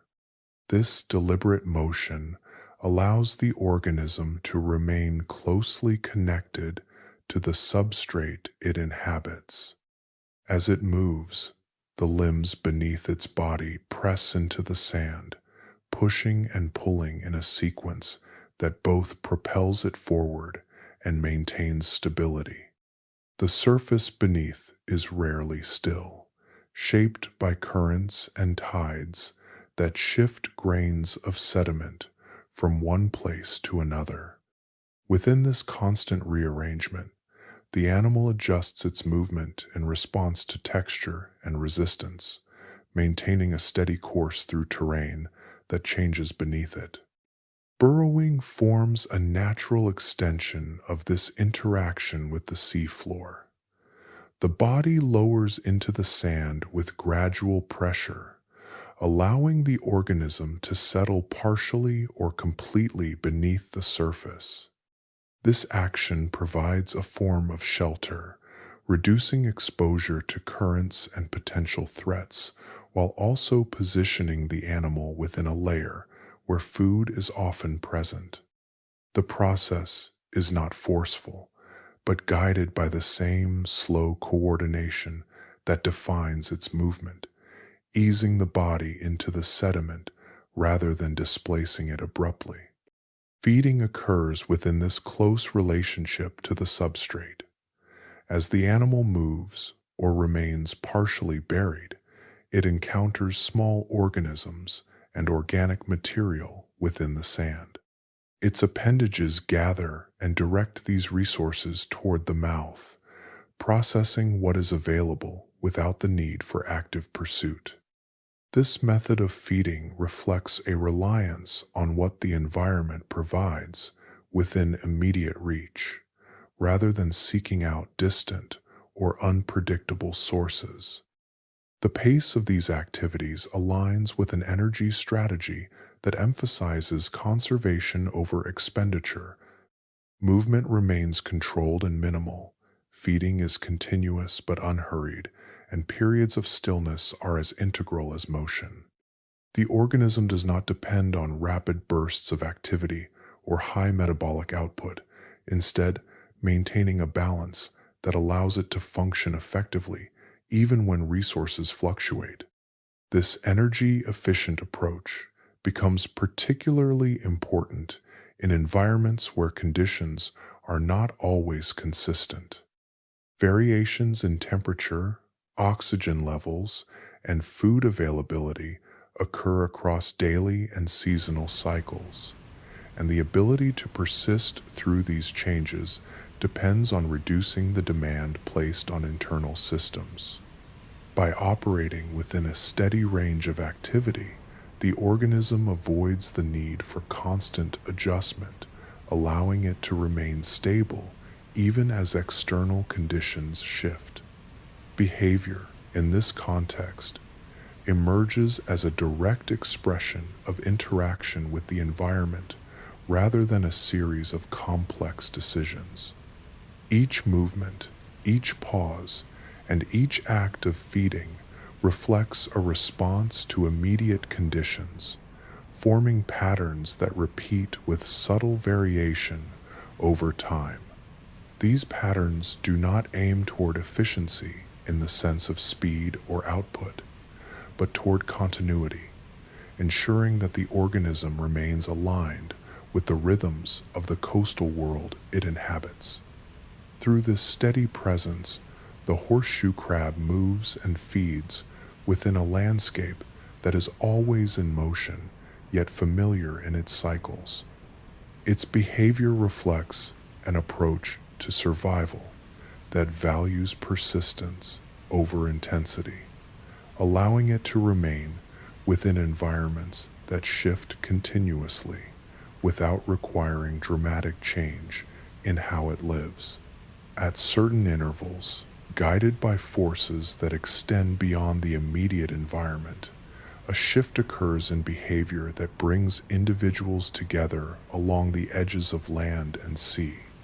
The timing of this movement follows a pattern linked to the lunar cycle, where the gravitational pull of the moon influences tides in ways that shape the conditions of coastal regions. As these cycles progress, the water rises higher along the shore, creating temporary spaces that are only accessible for brief periods. Within these intervals, horseshoe crabs begin to gather in large numbers, moving toward beaches where the tide has carried water farther inland than usual. The journey unfolds gradually, each individual responding to changes in light, water movement, and other environmental cues that signal the appropriate moment. There is no central coordination, yet the result is a convergence that appears unified, as if guided by a shared rhythm embedded within their biology. The beaches become sites of concentrated activity during these periods. Individuals arrive in overlapping waves, clustering along the shoreline where the conditions are most suitable. The movement remains deliberate, even within the density of the gathering, as each organism navigates through the shifting sand and the presence of others. The interaction is not chaotic, but structured by the same steady patterns that guide their behavior in less crowded conditions. Reproduction takes place within this narrow window, as females position themselves within the sand and deposit their eggs beneath the surface. Males, often attached or nearby, release sperm that fertilizes the eggs as they are laid. The sand provides a protective environment, covering the eggs and shielding them from immediate exposure. The placement within the substrate also positions them within a zone where moisture, temperature, and oxygen levels remain within ranges that support development. Each individual contributes to a process that, when viewed across the entire gathering, becomes one of the largest synchronized reproductive events in the natural world. The scale of these gatherings reflects not only the number of organisms involved, but the precision with which their timing aligns. The cycles of the moon, the rise and fall of tides, and the internal rhythms of the organisms converge to create a pattern that repeats with consistency over time. After the eggs are laid, the adults begin to disperse, returning to the waters from which they came. The beach, which briefly held a dense concentration of life, becomes quieter again as the tide recedes and the organisms move away. Beneath the surface, the eggs remain, embedded within the sand, where they will continue their development. The success of this reproductive strategy depends on the alignment between biological timing and environmental conditions. By synchronizing spawning with lunar cycles, the organisms ensure that their offspring are placed within an environment that supports survival during the earliest stages of life. The rising tide allows access to suitable areas, while the retreating water leaves the eggs in positions where they can develop without immediate disturbance. Through this repeating pattern, generation follows generation, each cycle contributing to the continuity of the species. The process does not rely on variation in form or behavior, but on the consistent interaction between organism and environment, where timing, movement, and placement align to sustain life within a world that continues to shift around them. Across cycles that repeat with quiet regularity, the movement of life settles into patterns that require little alteration, shaped not by sudden change, but by the steady return of familiar conditions. For the horseshoe crab, time unfolds through rhythms that align with the turning of tides, the progression of daylight, and the shifting of seasons, each interval guiding behavior in ways that remain consistent across long spans. On a daily scale, activity follows the rise and fall of water along the coast. As tides advance, the organism moves into newly covered areas, exploring spaces that briefly become accessible. When the water retreats, it withdraws or settles into the substrate, maintaining its position within the range where conditions remain suitable. This pattern repeats with a cadence tied to the natural oscillation of the ocean, creating a sequence of movement and stillness that reflects the environment rather than resisting it. Seasonal changes introduce broader shifts, yet even these variations fall within a range that does not require fundamental adjustment. Temperature, salinity, and resource availability fluctuate over the course of the year, but the organism's tolerance allows it to remain within these changes without altering its core behavior. Movements may become more or less frequent, and activity may shift in intensity, yet the underlying patterns remain intact, guided by the same principles that govern daily interaction with the environment. Behavior, in this context, appears predictable not because it is limited, but because it is well aligned with recurring conditions. Feeding, movement, and positioning within the habitat follow sequences that repeat with subtle variation, each action emerging from cues that remain consistent over time. There is no need to explore new strategies or develop complex responses when the environment itself provides a reliable framework within which to operate. This repetition reduces the necessity for continual adaptation. Instead of responding to each change as a novel challenge, the organism functions within a system where change is expected and accounted for within its existing structure. Its physiology and behavior accommodate variation without requiring transformation, allowing it to persist through cycles that might otherwise demand adjustment from more specialized forms. Stability, in this sense, becomes a defining feature of its existence. It is not a resistance to change, but an integration with patterns that repeat across multiple scales of time. The organism does not seek to innovate or expand beyond its established mode of life, but continues within a range that has proven sufficient across generations. This continuity allows it to remain present in environments that fluctuate without needing to reshape its identity in response. The result is a life that unfolds with a steady rhythm, where each cycle leads into the next without interruption.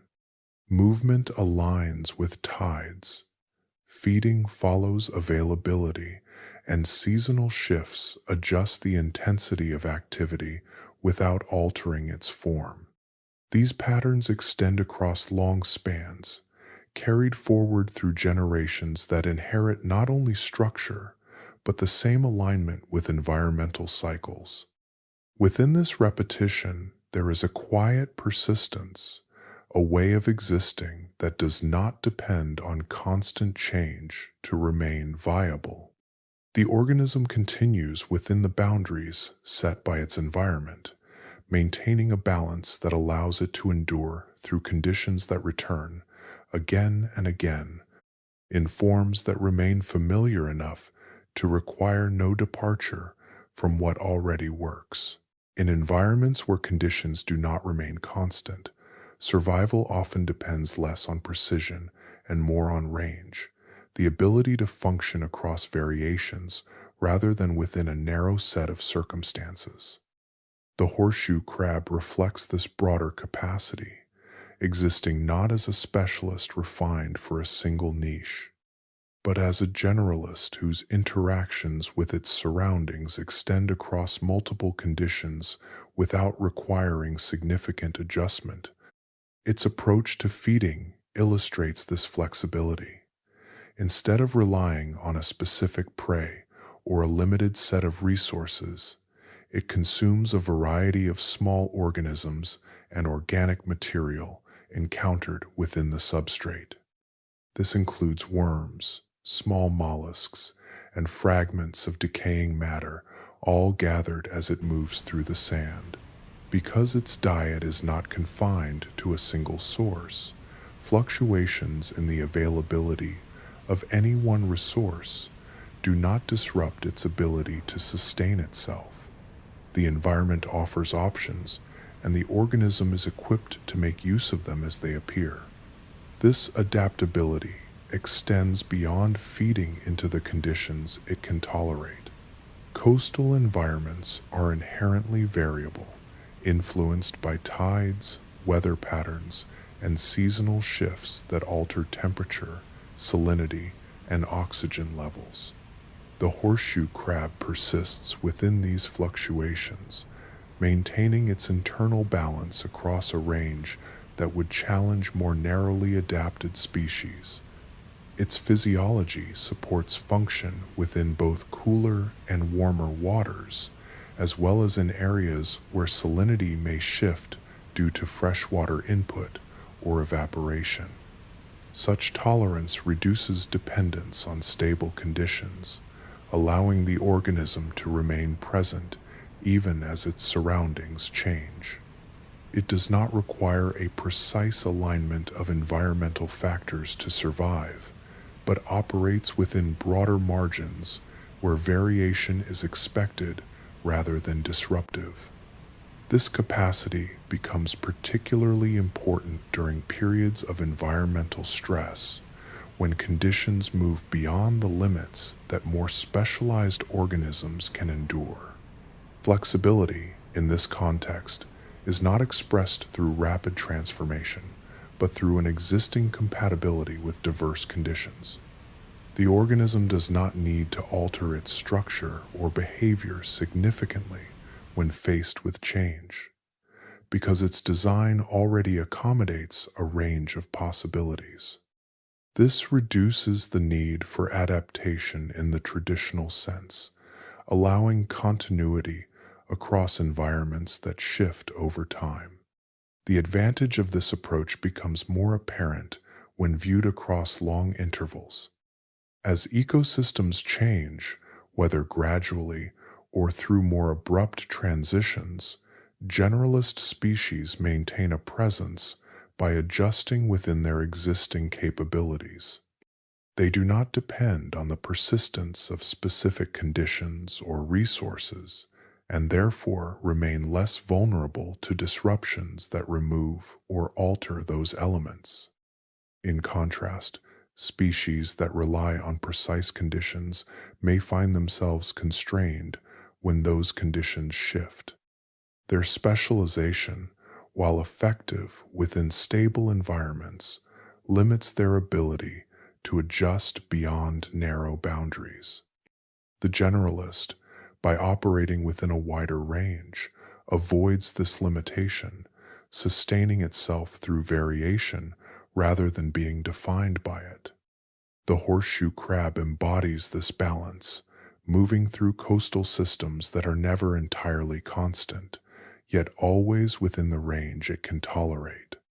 Its continued presence reflects a strategy that values breadth over precision, allowing it to persist without requiring continual change. Through this flexibility, it maintains a steady existence within environments that evolve, shift, and repeat, carrying forward a form of life that remains aligned with the variability of the world it inhabits. at the margins of habitable space, where conditions press against the limits of what most organisms can endure. Survival takes on a different character.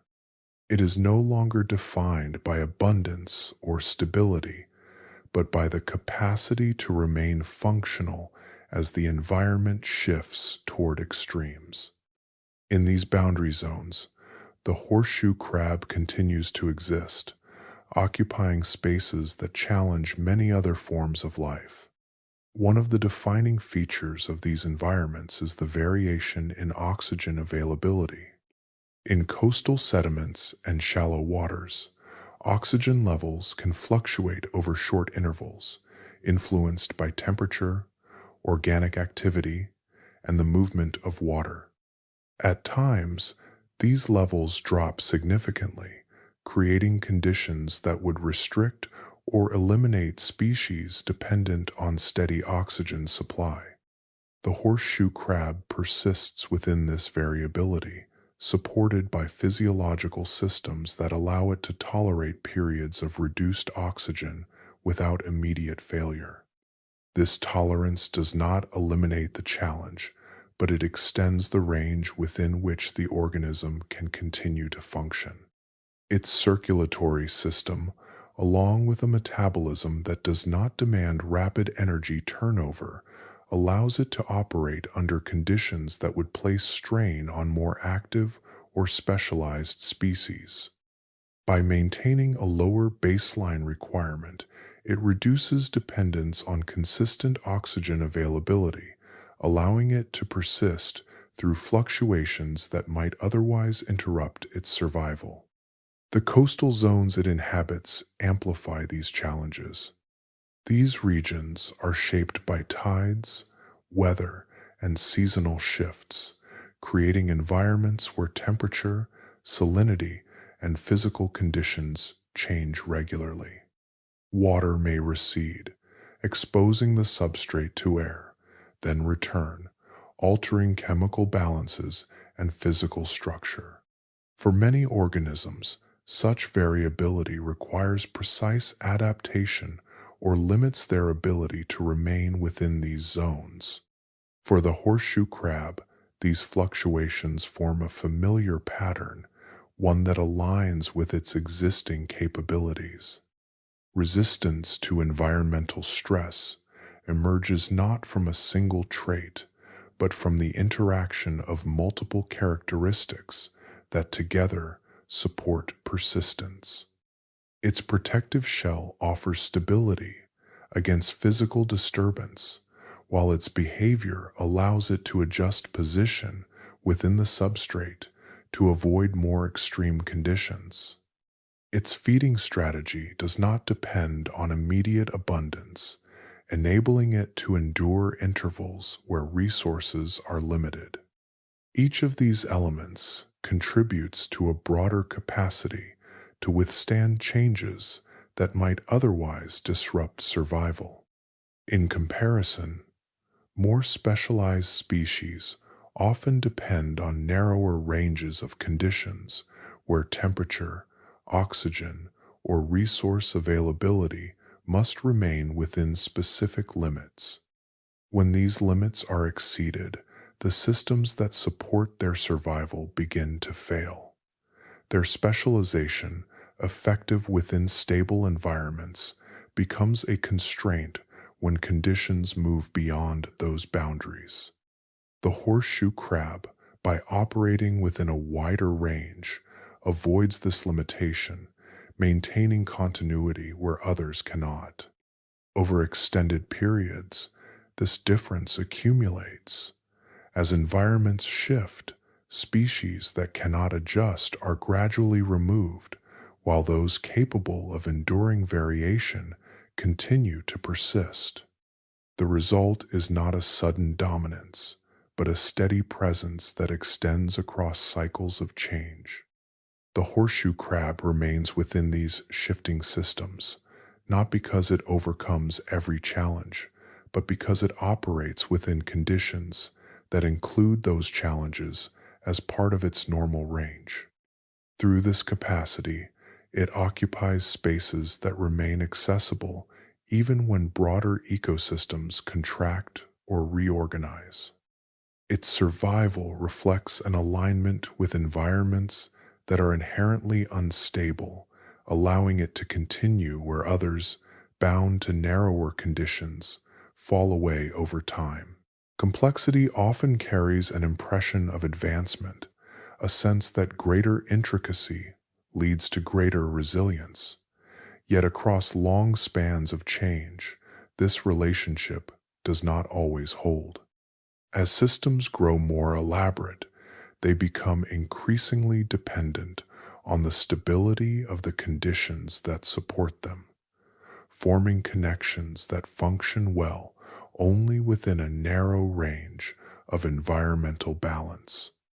In specialized species, this dependency is particularly pronounced. Their structures and behaviors are refined to match specific conditions, allowing them to operate with efficiency when those conditions remain consistent. Feeding strategies may rely on particular resources, physiological processes may depend on stable temperature or chemistry, and interactions within ecosystems may require the presence of other species that fulfill precise roles. These alignments create systems that function smoothly within their intended environment, yet they also limit flexibility when that environment begins to shift. When conditions change beyond these limits, the same traits that once provided advantage become sources of constraint. A specialized organism cannot easily adjust to a different resource if its feeding structures are suited to only one type. It cannot tolerate broad variation if its internal systems are calibrated to narrow parameters. As a result, even moderate shifts can disrupt the balance that sustains it, leading to decline when adaptation cannot occur quickly enough. Complex systems extend this vulnerability beyond individual species into entire ecosystems. As interactions become more layered, the stability of the whole depends on the continuity of its parts. If one component is removed or altered, the effects can move through connected relationships, weakening structures that rely on those links. The more interconnected the system, the more pathways exist through which disruption can spread, creating a network where instability in one area influences many others. In contrast, simpler organisms operate with fewer dependencies. Their structures do not rely on highly specific conditions, and their interactions with the environment are often broader in scope. This does not imply a lack of function, but a different form of organization, one that reduces the number of points where failure can occur. With fewer requirements to maintain, these organisms can continue to function even as conditions shift, adapting within a wider range without needing to restructure their entire mode of existence. The horseshoe crab reflects this principle through its enduring presence across multiple environmental changes. Its body plan, behavior, and physiology form a system that does not depend on intricate specialization or tightly constrained interactions. Instead, it maintains a balance that accommodates variation, allowing it to persist where more complex forms might struggle to maintain their internal and external connections. This does not suggest that complexity is without value, but that its benefits are closely tied to the stability of the environment in which it develops. In periods where conditions remain relatively constant, complexity can lead to diversification and the emergence of new forms. Yet, when those conditions become unstable, the advantages of intricacy may give way to the resilience of simplicity. Across the history of life, these patterns repeat, revealing that evolution does not follow a single direction toward increasing complexity. It moves along multiple paths, shaped by the conditions that favor different strategies at different times. In some intervals, complexity expands, while in others, persistence arises from forms that remain structurally and functionally simple. Within this balance, survival is guided not by how advanced an organism becomes, but by how well it aligns with the changing world around it. Along present-day shorelines, where waves continue their measured advance and retreat, the same form that once moved through ancient seas remains quietly in place. Horseshoe crabs still exist today, their presence extending into a world shaped by countless changes that have transformed nearly every other aspect of life. Their bodies, familiar in outline, continue to follow the contours of coastal environments, linking the present moment to intervals of time that reach far beyond immediate perception. They are found along coastlines around the world, occupying regions where shallow waters meet sand and sediment. From temperate shores to subtropical stretches, their distribution reflects an ability to persist across varied conditions that remain within the range they can tolerate. Each location differs in detail, shaped by local currents, temperatures, and seasonal patterns, yet the underlying structure of these environments provides a continuity that supports their continued existence. Within these modern ecosystems, the horseshoe crab does not stand apart as an isolated remnant, but functions as part of the living community. It interacts with other organisms through feeding, movement, and reproduction, contributing to the processes that shape coastal systems. Its presence influences sediment structure, redistributes organic material, and provides resources for other species that depend on it at different stages of their own life cycles. In this way, it remains integrated within the environments it inhabits, participating in patterns that extend beyond its own survival. The ecosystems that surround it have grown increasingly complex, filled with species that reflect long histories of diversification and adaptation. Fish, birds, and countless invertebrates move through these spaces, each carrying traits shaped by more recent evolutionary paths. Despite this, the horseshoe crab continues to operate within the same general framework that has supported it across earlier periods, maintaining behaviors and structures that remain effective within the present environment. This coexistence highlights a contrast between forms that have undergone significant transformation and those that have remained relatively unchanged. Highly evolved species, with specialized features and intricate interactions, share the same spaces as an organism whose design reflects a far older pattern. The difference does not create separation, but rather a layering of life where multiple evolutionary strategies persist together. The continued presence of the horseshoe crab suggests that its design remains aligned with the conditions of modern coastal systems.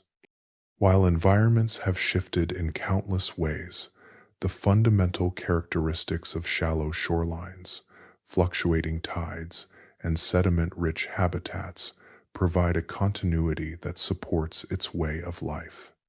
Its tolerance for variation allows it to remain within these systems even as other species adjust, expand, or decline. Within this modern context, the horseshoe crab does not represent a relic disconnected from the present, but a living participant in contemporary ecosystems. Its persistence reflects not an absence of change, but a stability that remains compatible with ongoing transformation. The same qualities that allowed it to endure past disruptions continue to support its presence today, linking the ancient and the modern through a form that has carried forward without the need for reinvention. As coastal environments continue their cycles of movement and variation, the horseshoe crab remains within them, moving through familiar patterns that have persisted across immense spans of time, maintaining a steady presence within a world that continues to evolve around it. In laboratories far removed from tidal shores, a substance drawn from an ancient organism has become part of a system that supports modern medicine in ways that are not immediately visible. The blood of the horseshoe crab, carrying its distinctive blue color, contains a compound that reacts to the presence of bacterial endotoxins. This reaction forms the basis of the limulus amebocyte lysate, often referred to as the LAL test, a method used to ensure that medical products remain free from harmful contamination. The function of this system lies in its sensitivity. When exposed to certain bacterial components, the blood forms a clot, signaling the presence of substances that could cause severe reactions if introduced into the human body.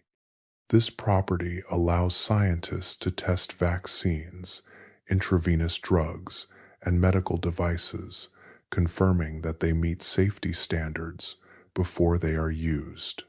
The process does not rely on complex machinery alone, but on a biological response that has been refined through the organism's own evolutionary history.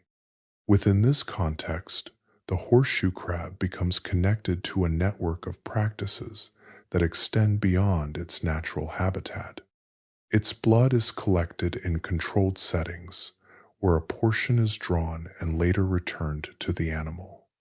The extracted material is then processed into a reagent that can be used repeatedly in laboratory environments. This connection links coastal ecosystems to medical systems, creating an interaction that bridges environments separated by both distance and function. The importance of this process becomes evident in its role within vaccine safety. Before vaccines are distributed, they must be tested to ensure that no bacterial contamination is present. The LAL test provides a reliable method for detecting these substances at very low concentrations, contributing to the safety of treatments used on a global scale. In this way, the biological characteristics of the horseshoe crab support a process that affects human health across diverse populations. At the same time, this relationship introduces concerns that extend beyond the immediate benefits. The collection of horseshoe crab blood, along with other human activities affecting coastal habitats, has led to increased attention on the need for conservation. While many individuals survive the collection process, some do not, and repeated harvesting can influence population levels over time. These effects are not always immediately visible, but they accumulate, shaping the long-term presence of the species within its natural environment. Efforts to address these concerns have begun to develop, alongside the continued use of the LAL test. Researchers explore alternative methods that could reduce reliance on natural extraction, while conservation initiatives focus on protecting habitats and regulating harvesting practices. These approaches aim to balance the value derived from the species with the need to ensure its continued survival within the ecosystems it inhabits. The connection between the horseshoe crab and human systems reflects a broader pattern where ancient biological traits find relevance within modern contexts. Its blood, shaped by conditions that long predate human activity, now serves a role within contemporary science. At the same time, this role introduces responsibilities that extend back toward the organism itself, requiring consideration of how its continued presence can be sustained. Through this interaction, the horseshoe crab occupies a position that is both ecological and functional, linking the processes of natural environments with those of human design and continuing to influence systems that reach far beyond the shores where it lives. Along many coastlines, the conditions that once remained within familiar ranges have begun to shift in ways that do not follow the patterns of earlier cycles. The changes are not always abrupt, yet they accumulate, altering the structure of habitats that have supported long continuity. For the horseshoe crab, these emerging pressures differ from the environmental fluctuations it has endured across deep time, introducing forms of disruption that arise from sources beyond natural variation. Habitat loss forms one of the most immediate of these pressures. Coastal regions, where land meets water in dynamic balance, are increasingly shaped by human development. Shorelines are altered through construction, dredging, and the reinforcement of coastal edges, reducing the extent of sandy beaches and shallow environments that support key stages of the organism's life. These modifications do not always remove habitat entirely, but they fragment it, limiting access to the spaces where essential behaviors, such as spawning, can occur. At the same time, direct harvesting has introduced additional strain.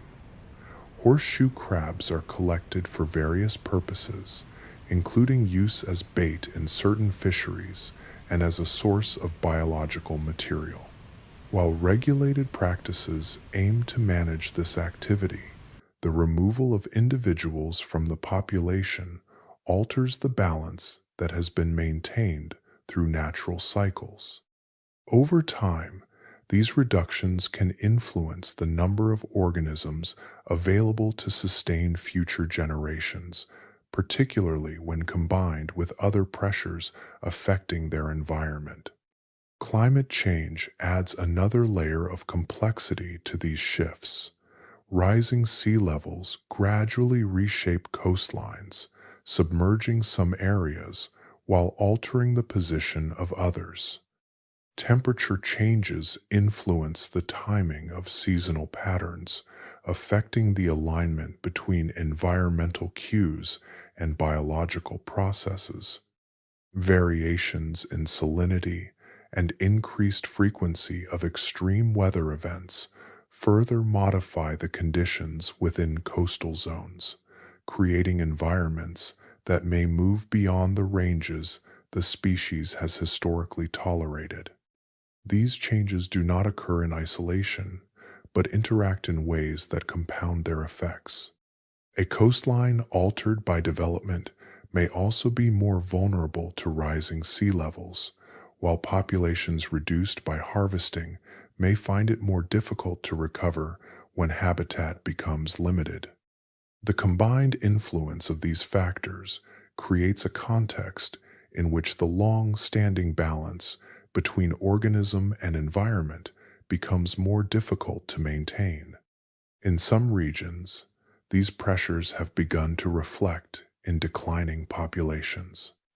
The reduction is not uniform across all areas, but it is noticeable in places where multiple stressors converge.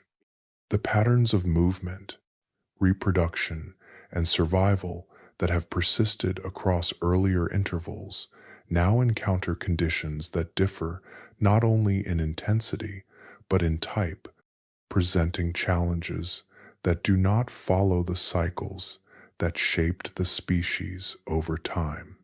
The resilience that has supported the horseshoe crab across past disruptions remains present, yet it is now tested against changes that originate from processes unlike those it has previously encountered. Its ability to tolerate variation continues to provide a degree of stability, allowing it to persist where conditions remain within its range. However, as those conditions shift further, the margin within which it can operate begins to narrow. Within this evolving context, the future presence of the species becomes linked not only to natural processes, but to the ways in which these new pressures are managed. The continuity that has defined its history now exists within a world where the forces shaping its environment are increasingly influenced by external factors, creating a balance that is still in the process of being defined. Across the long passage of time traced through earlier moments, a pattern begins to settle into view, not as a sudden realization, but as a gradual alignment of details that have been present all along. The survival of the horseshoe crab does not emerge from a single defining trait, nor from a dramatic transformation that sets it apart from all others. Instead, it reflects a quieter principle, one that moves beneath the surface of more visible changes. Intelligence, often regarded as a central advantage, does not appear as the guiding force in this continuity. The horseshoe crab does not rely on complex decision-making or advanced cognition to navigate its environment. Its persistence unfolds through processes that do not require foresight or innovation, but instead depend on consistency in how it interacts with the conditions around it. This suggests that survival, in certain contexts, does not depend on increasing awareness or control, but on maintaining alignment with a range of conditions that remain accessible over time. Adaptability, in this sense, takes on a different form. It is not expressed through rapid change or the constant development of new traits, but through the capacity to function within variation without needing to transform. The organism does not shift its structure each time the environment alters. Instead, its existing design accommodates those shifts within limits that it can endure. This form of adaptability is less visible, yet it allows continuity across intervals that would disrupt more specialized systems. Stability, often overlooked in discussions of evolution, becomes a significant factor within this framework. While change drives diversification and the emergence of new forms, stability allows certain structures to persist when they remain compatible with the environment. The horseshoe crab embodies this balance, retaining a form that continues to operate effectively without requiring constant modification. In this way, stability does not oppose change, but exists alongside it, providing an alternative path through which survival can be maintained. The broader pattern that emerges suggests that evolution does not move toward a single destination. It does not consistently favor increasing complexity, nor does it always reward innovation. Instead, it follows multiple pathways, shaped by the conditions that prevail at different times. Some lineages expand through diversification and specialization, while others persist through continuity and tolerance. Both paths exist within the same system, each becoming more or less prominent depending on the environment. Within this balance, the survival of the horseshoe crab illustrates a form of success that is not defined by dominance or expansion. It does not replace other species or reshape entire ecosystems, yet it remains present across intervals that have removed countless others. Its continuity reflects a compatibility with changing conditions that allows it to persist without the need to outcompete or outgrow other forms of life. This perspective shifts the understanding of survival away from a single measure of advancement. It reveals a landscape where different strategies coexist, each aligned with specific conditions. In some cases, complexity and intelligence provide clear advantages, enabling rapid adaptation and the exploration of new environments. In others, simplicity and stability allow organisms to remain within familiar ranges, enduring changes that might otherwise lead to disruption. Through this lens, survival becomes less about reaching a particular level of development and more about maintaining a relationship with the environment that can endure over time. The horseshoe crab, moving steadily through its coastal habitats, continues to reflect this relationship, offering a view of life that persists not through transformation, but through a steady alignment with the world as it changes around it. At the edge of each passing age, where one world gives way to another, life does not move forward as a single uninterrupted line, but as a pattern of endings and returns. The surface of the planet shifts, climates change, and entire systems dissolve, yet within these cycles, something always remains. Not everything continues, and not everything is meant to. Some forms recede into absence, while others persist, carrying fragments of continuity across vast spans of time. Across these intervals, the contrast between disappearance and endurance becomes part of the larger rhythm that shapes life on Earth. Species that once filled entire environments can fade, leaving behind only traces in the record beneath the surface. Others, often less visible and less dominant, continue without drawing attention to themselves, moving through changing conditions with a steadiness that does not depend on control or expansion. Their presence does not interrupt the flow of change, but moves within it, maintaining a quiet continuity. The horseshoe crab stands within this pattern as a reflection of persistence that does not rely on transformation. Its form, carried across multiple extinctions and recoveries, remains aligned with environments that continue to exist in shifting forms. It does not represent resistance in the sense of opposing change, but rather a compatibility with it, allowing it to remain present as the world reorganizes around it. In this way, it becomes part of the continuity that threads through cycles of disruption. Life, seen through this lens, does not move toward a final state of increasing complexity or control.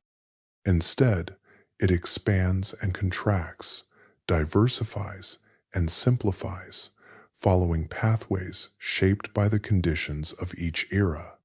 Some lineages grow more intricate, developing specialized traits that allow them to thrive within stable systems.